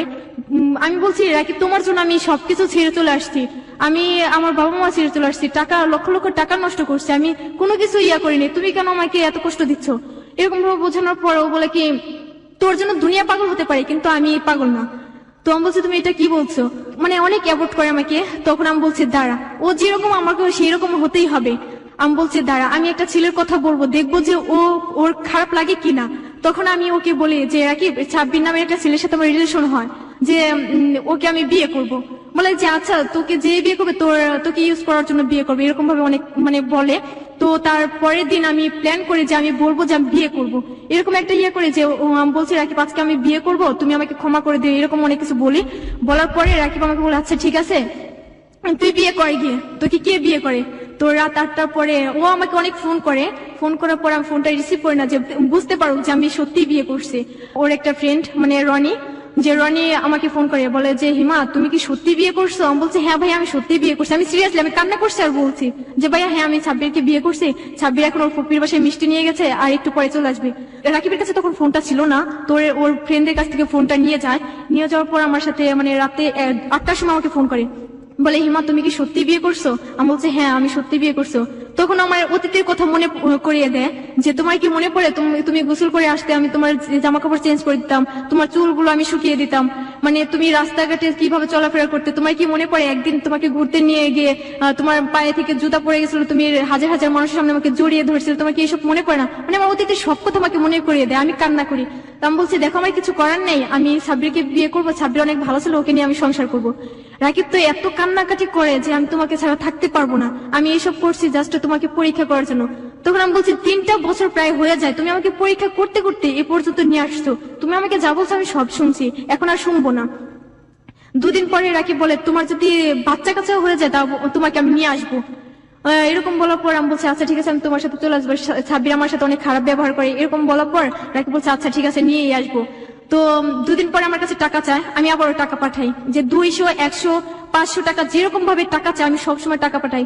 আমার একটা বান্ধবী ছিল শোভা, যার কথা আমি বলছি, তো সবাইকে আমি সবকিছু বলি, সবাই এরকম এরকম ঘটনা ঘটে গেছে, এখন কি করব? বলে তুই এতটা কষ্ট এত ঝড়ঝাপটা সহ্য করে আসিস, তুই আমাদের কিছু জানালি না কেন? তো আমি বলছি কি করে জানাবো, আমি যে ভালোবেসে বিয়ে করছি আর আমি চাই না যে আমার ভালোবাসার কলঙ্ক হোক। এরকম ভাবে বোঝানোর পরে বলে যে আচ্ছা ঠিক আছে ওর যদি কোনো ফ্রেন্ড থাকে তার নাম্বারটা আমাকে দে, ওকে সাহায্য করার দায়িত্ব আমাদের। তো আমি বলছি কি করবি? বলে কি তুই কয়েকটা দিন ওর সাথে শুধু কথা বলবি না। আমি বলছি আচ্ছা ঠিক আছে বলবো না। ওরা আমার বান্ধবী মানে ওর বন্ধু রনিকে বলে রনি ভাইয়া হিমা তো মারা গেছে। রাকিব কেয়ার করে না, কোনো কিছুই কেয়ার করে না যে আমি বেঁচে আছি না মরে গেছি, কোথায় আছি কি করছি, মানে কোনো কিছুই মানে মনে করে না। তো আমার বান্ধবী বলে কি এরকম ভাবে হবে না। আমি বলছি কখনো হবে না, 2 বছর আগে হয়নি, আমি ওর জন্য এত কিছু করছি তবুও হয়নি, আর এখন কি করে হবে? কিছুদিন আগে মানে রোজার মধ্যে তখন আমার টাইফয়েড জ্বর হয়, শাকিল ভাইয়া তখন আমাকে ফোন করার পর আমি শাকিল ভাইয়ের সাথে কথা বলি, আমি রাকিবকে জানাই। রাকিব আমাকে বলে যে তুই অনেক ভুল করছিস, তুই খারাপ মেয়ে, তুই খারাপ কাজ করে বেড়াস। আমি বলছি না আমি খারাপ কাজ করব কেন? তো বলে যে তুই জীবনের গল্প গিয়ে সবকিছু বলবি, তারপর তুই কোনটা ভুল করেছিস কিনা সেটা আমি শুধরে দেবো। সবসময় কি কথা বলতো, আমি বলছি আমার ধারে আমি যে ভুল করছি সেটা আমার মনেই হয় না। আমি ভুল করলে ওই একটাই ভুল করছি, যে এটা আমার যে প্রেগনেন্ট ছিলাম আমার বেবিটা নষ্ট করছি, এটা ছাড়া আমি কোনো ভুল করিনি। আর আমার বাবা মার টাকা নষ্ট করছি, সেটা আমার বাবা মার উপর, তোমার উপর কোনো কিছুই না। আমি বলছি আচ্ছা একটা ঈদ গেছে আমি কোনো কিছু পরিনি, আমার তো নতুন জামা পরতে ইচ্ছে করে, সবার সামনে ঘুরতে ইচ্ছে করে। তো বলে কি আচ্ছা ঠিক আছে তুমি টেনশন করো, তোমাকে নতুন জামা কিনে দেবো। এই কথা বলে যে তুমি আমাকে আজকে 200 টাকা পাঠাও। তখন আমি ওকে 200 টাকা পাঠিয়ে দিই, বলে যে ঈদের আগের দিন তোমাকে আমি জামা কাপড় পাঠিয়ে দেবো, টাকা পাঠিয়ে দেবো। তো তার আগে আমাকে বলে যে হিমা তুমি আমাকে প্যান্ট আর শার্ট কেনার টাকা দিবা, আমি তোমাকে তোমার জামার কেনার টাকা দেবো। আমি বলছি তুমি এটা কি বলছো? সেই দিন রাতে ওর একটা ফ্রেন্ড ছিল, যে ফ্রেন্ডটা আমাকে এত বিশ্রী ভাষায় কথা বলছে, মানে কি বলবো, যে বলে তুই এই এলাকায় আসবি, এই ছেলেটা এখন ভালো কাজ করছে আর তুই ওকে জ্বালাচ্ছিস, তুই এলাকায় আয়, যে তুই যে দেশের মধ্যে একটা খারাপ মেয়ে সেটা আমরা ছিল লাগিয়ে দেবো, তুই একটা নষ্ট মেয়ে, মানে বিশ্রী ভাষায় ভাইয়া কথাগুলো বলে। ঈদের আগের দিন আমাকে ফোন করছি, ও বলে কি তুই রং নাম্বারে ফোন করছিস, সরি আপনি রং নাম্বারে ফোন করছেন, এরকম বলার পরে ঈদের পর থেকে ওর ফোনটাও অফ। এখন ভাইয়া আমি কাল মানে পরশু দিন এখানে আসছি, আসার পর আমি শাকিব ভাইকে সবকিছু বলছি, ভাইয়া এরকম আমার সমস্যা, আমি কাজ করতে পারি না, আমি খেতে পারি না, আমার অনেক সমস্যা, আমি কি করব? আমার মাথার জন্য আমি এক জায়গায় দাঁড়ায় থাকতে পারি না, যে মাথা ঘুরে পড়ে যায়। আমি বিদেশে যাওয়ার জন্য নতুন করে মানে করে যে পাসপোর্ট জমা দেওয়া হয়ে গেছে যে আমি যাব, তো আমি ইচ্ছে করলে ঈদের আগে যেতে পারতাম, যে আমার মাথার জন্য আমি যেতে পারি না। আপনি আমাকে বলেন তো আপনার বাবা মার কাছে আপনি ফিরে যাননি কেন? আমি ফিরে যাইনি। যখন আমি বাসা থেকে চলে আসি, আমার আব্বু বলছে হয়তোবা তুই এ বাসায় থাকবি, নয়তোবা আমি থাকবো। সেই দিন আমার বাবা মনে করেন যে গাছের সাথে মানে সেও মানে ফাঁস নিয়ে মারা যাবে এরকম কোন কিছু প্ল্যান করে। এই কারণে আমি বলছি আমার জন্য যখন এত কিছু হতো আমি এই বাসা থেকে চলে যাই, তখন আমি টাকাগুলো নিয়ে চলে আসি একবারে, যে তারপরে আমি বাসায় যাই না। কিসের টাকা? 1,75,000 টাকা বাবা এই কাজ করার পরে আপনি নিয়েছিলেন। হ্যাঁ। তারপরে তো আপনি দেশের বাইরে থেকে ফিরে আসলেন, রাইট? হ্যাঁ। তারপরে আপনি জাননি কেন? তারপরে এই কথা মনে করি আপনি জাননি নাকি আর পরে যোগাযোগ করেন নাই? মানে যোগাযোগ করার বলতে কি আমার ভাবির নাম্বার ছিল, তো আমি আমার ভাবিকে অনেকবার ট্রাই করি। তো আমার ভাবি ফোনটা রিসিভ করে আমাকে বলে যে যেদিন শুনবো যে তুই মারা গেছিস রাকিব সেটা বলবে যে তুই মারা গেছিস, তুই আমাকে ফোন করবি না। তার কিছুদিন পর আবার ফোন করতে যাই, ফোনটা অফ, মানে সবার ফোনটা অফ থাকে। আর মানে আমাদের বাসাটা আগে মানে ঘের মানে বাসার কেউ আপনাকে পছন্দ করে না, মূল কথা হচ্ছে এটা। Nobody likes you. আমাদের হ্যালো 892 এর অনেক শ্রোতাই আপনাকে পছন্দ করছে না। But there is a big big big question mark, প্রিয় শ্রোতা। The age is 16। একটা শব্দ আছে সুইট 16, হ্যাঁ? কিন্তু আমাদের দেশে 16টা কিভাবে বিটার এক্সপেরিয়েন্সের জন্ম হতে পারে, এবং 16 বছর বয়সে একটা কিশোরীর দ্বারা কত বড় রকমের ভুল হতে পারে, সেখানে ফ্যামিলির ঠিক মতো টেক কেয়ার না থাকলে, নিজের জায়গাটা ঠিক মতো না বুঝলে, এবং একই সাথে 16 বছরের একটা মেয়ে, তার তো অনেক কিছু বোঝার থাকে, সেই জায়গাটা থেকে সে যদি নিজের প্রতি খেয়াল না করে, সে যদি তার ভবিষ্যৎটাকে দেখতে না পারে, সবকিছু মিলিয়ে এটা যে একটা লাইফটা যে পুরোপুরি একটা জাহান্নাম হয়ে যেতে পারে, তার একটা বেস্ট এক্সাম্পল আজকে আমরা আমাদের জায়গা থেকে দেখেছি। আমরা কিছুদিন আগে এরকম একজন বন্ধু পেয়েছিলাম যে একটা ছেলেকে ভালোবেসে সে সমাজ সংসার সবকিছু ছেড়েছে, তারপরে ছেলে তাকে ছেড়ে দিয়েছে। This is not on one example, এরকম এক্সাম্পল মাঝে মাঝে হ্যালো 892 পাওয়া যায়। কিন্তু আমরা এটা বারবার মনে করিয়ে দেবার চেষ্টা করি যে এটা কত বছর বয়সে হচ্ছে। এটা দেখুন, বয়ঃসন্ধিকালের একটা বয়স, এটা কত বছর বয়সে হচ্ছে? বয়ঃসন্ধিকালের বয়স পার হয়ে গিয়েছে, তারপরে হচ্ছে। প্রেমের ক্ষেত্রে বা লাভের ক্ষেত্রে আমরা সবসময় যে জিনিসটা দেখি, যত বেশি বাধা হয়ে আসে তত বেশি আবেগ তীব্র হয়, যত বেশি ঝামেলা তৈরি হয় তত বেশি উৎকণ্ঠা, তত বেশি সেই মানুষটাকে মনে পড়ে। দেখুন, যে রাকিব সারা বছর পাত্তা দিল না এই মেয়েটাকে, যখন রাকিবের কাছে বলছে আমি সাব্বিরকে বিয়ে করতে যাবো, মিথ্যা মিথ্যা, সে রাকিব তার জন্য হাউমাউ করে কান্নাকাটি করছে।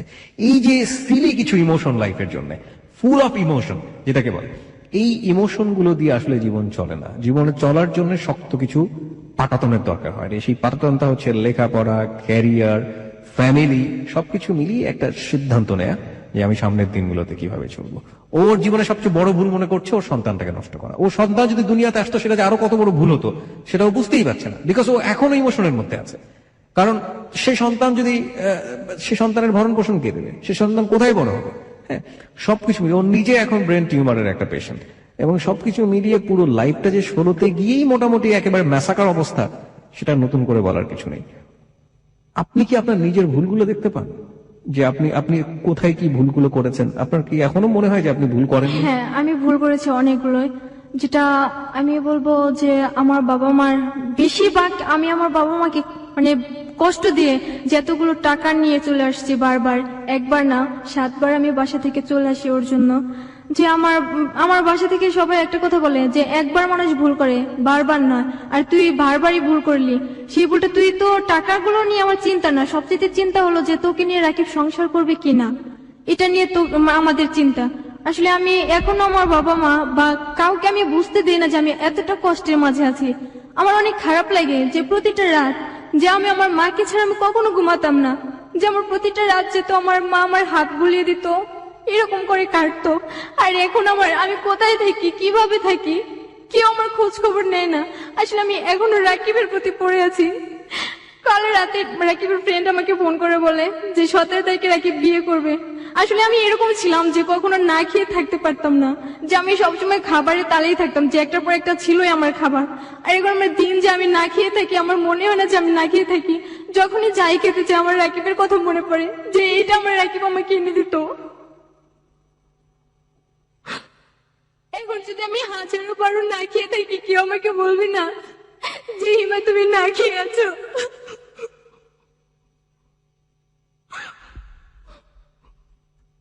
প্রায় 3টা বছর হয়ে যায় আমি খাটে ঘুমাতে পারি না, যে খাট ছেড়ে আমি ঘুমাতে পারতাম না। আমি রাকিবকে সবকিছু বলি, রাকিব যদি ভুল করে থাকে আমি তবু রাকিবকে অ্যাকসেপ্ট করবো।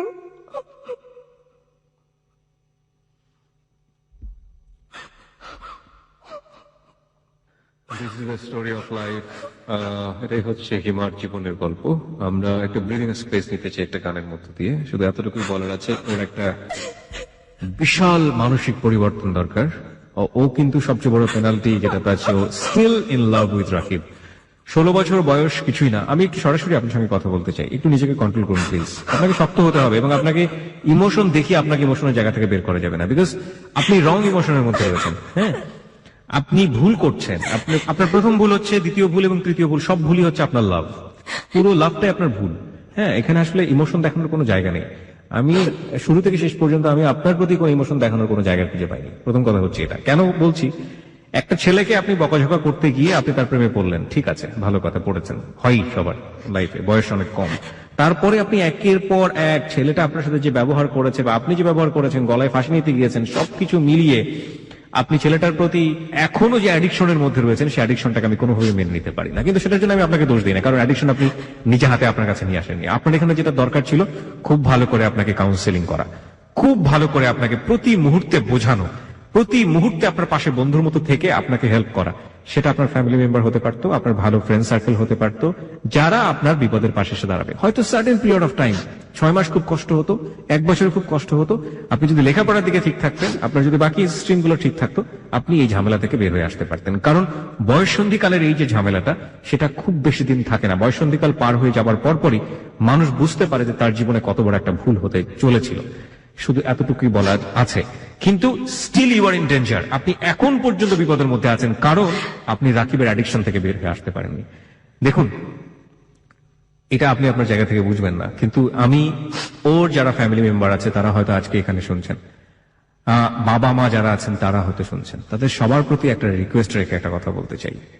শি ইজ ইউর বেবি, সে আপনার সন্তান, এবং ও যদি ভালো মন্দ কিছু করে সেটা আপনার ফ্যামিলির প্রেস্টিজের উপর গিয়ে পড়ে। এতদিন পড়েছে, ইনফ্যাক্ট ও খারাপ আছে, সে কারণে আপনারাও খারাপ আছেন। কিন্তু ওকে ভালো না করে, ওকে ফেলে দিয়ে, ওকে মাইনাস করে দিয়ে কোনোভাবেই সামনের দিকে এগোনো কোনোভাবে সম্ভব না। সুতরাং ভালো হোক মন্দ হোক, ও কিন্তু আপনাদেরই সন্তান। ওকে নিজের কাছে নিয়ে প্রতি মুহূর্তে বোঝাতে হবে এবং প্রতি মুহূর্তে জীবনের শেষ দিন পর্যন্ত ট্রাই করে যান। এটা একজন বাবার, সৎ বাবার দায়িত্ব, এটা একজন সৎ মার দায়িত্ব। সুতরাং সেই জায়গাটা থেকে আপনাদের প্রতি আমাদের লাখো শ্রোতাদের পক্ষ থেকে রিকোয়েস্ট, আমরা কিছুই করতে পারবো না, আমরা হয়তো কিছু টাকা দিয়ে হেল্প করতে পারি বা কিছুদিন হয়তো একটা সান্ত্বনা দিতে পারি। এই একটা এপিসোডের যে জীবনের গল্প, সেটা আরেকটা এপিসোডের জীবনের গল্পের কাছে হারিয়ে যাবে। মানুষের ইমোশন খুব বেশি দিন থাকবে না। আজকে রাতে শোনার পরে সকাল পর্যন্ত হয়তো ঘুমোতে পারবে না, তারপরে ভুলে যাবে। হ্যাঁ, তো আমাদের কাছে আসলে খুব বেশি কিছু করার নেই। আমরা শুধু এতটুকু মেসেজ দিতে পারি, আপনারা সতর্ক হন সে কারণে। কিন্তু ওকে ভালো থাকতে হলে ওর ফ্যামিলির কাছে ফিরে যেতে হবে। সেই ফ্যামিলির কাছে আমরা করজোরে রিকোয়েস্ট করছি, প্লিজ টেক হার ব্যাক, ফিরিয়ে নিয়ে যান। আপনারা ওকে আপনাদের জায়গাটা থেকে বোঝান এবং কোনোভাবে অত্যাচার করে না, প্রতি মুহূর্তে ভালো ভালো আচরণ দিয়ে। ও ধরে নেন ও একজন মানসিক পেশেন্ট হয়ে গেছে, ওকে বোঝান, প্রতি মুহূর্তে কাউন্সিলিং করেন, একজন সাইকিয়াট্রিক ডাক্তারের কাছে নিয়ে যান, একজন মনোরোগ বিশেষজ্ঞের কাছে নিয়ে যান। ওকে বোঝালে ওকে এখনো ফিরিয়ে নিয়ে আসা সম্ভব। মাত্র 16 বছর বয়স, এই 16 বছর বয়সে একটা মানুষের জীবন শেষ হয়ে যায় না। শি হ্যাজ গোল্ডেন টাইম, পুরো জীবনটাই সম্ভাবনাময়। হ্যাঁ, সামনের দিনগুলোতে যে ও খুব ভালো একজন ডাক্তার হতে পারবে না, সামনের দিনগুলোতে যে ও খুব ভালো কিছু করতে পারবে না, একটা কথা একবার নিশ্চিন্ত করে বলা যায় না। সুতরাং সেই জায়গাটা থেকে ফ্যামিলির প্রতি আমাদের এই রিকোয়েস্টটা থাকবে। হিমা, লিসনারদেরকে আপনার কি বলার আছে? লাখ লাখ শ্রোতা এই মুহূর্তে আপনাকে শুনছে। Please be control. আপনি কিছু বলুন আমাদের, আপনার জীবনের অভিজ্ঞতা থেকে লিসনারদেরকে বলুন। আমি শুধু একটা কথা বলবো, আমি পৃথিবীতে বড় একা হয়ে গেলাম। এতদিন আমার সব ছিল, আমি সবসময় ভাবতাম যে আমার রাকিব আমার কাছে ফিরে আসবে। কারণ পর থেকে আমি ভাবতে পারি না আমার রাকিব আমার কাছে ফিরে আসবে। এত অত্যাচার, এত কিছু সহ্য করেছে, ভেবেছিলাম রাকিব আমার কাছে আসবে, ও আমাকে খুঁজবে। আসলে ও আমাকে কখনো খোঁজেনি, আমাকে কখনো বোঝার চেষ্টা করেনি। এই যে আপনি পেইনটা পাচ্ছেন, রাকিব আপনার কাছে আসলো না বা রাকিবকে নিয়ে যে পেইনটা পেলেন, সেই পেইনটা কি আরেকজন জীবনে, মানুষের জীবনে আসা উচিত? আপনি কি মনে করেন? আমি মনে করি আমার মতো ভুল যেন কেউ না করে, কেউ যেন এরকম কোন রিলেশনে না করায়, কারো বাবা মার কাছ থেকে কেউ যেন ভালোবাসা থেকে বঞ্চিত হয়ে না যায়। আমি যত অল্প বয়সে সবকিছু হারিয়েছি, এরকম যেন কারো না হয়, কেউ যেন এই ভুলটা না করে। সবাইকে আমার একটাই রিকোয়েস্ট, কোন অভিজ্ঞতায় বড় নয় যে অভিজ্ঞতার মুখোমুখি মানুষ নিজে দাঁড়িয়েছে।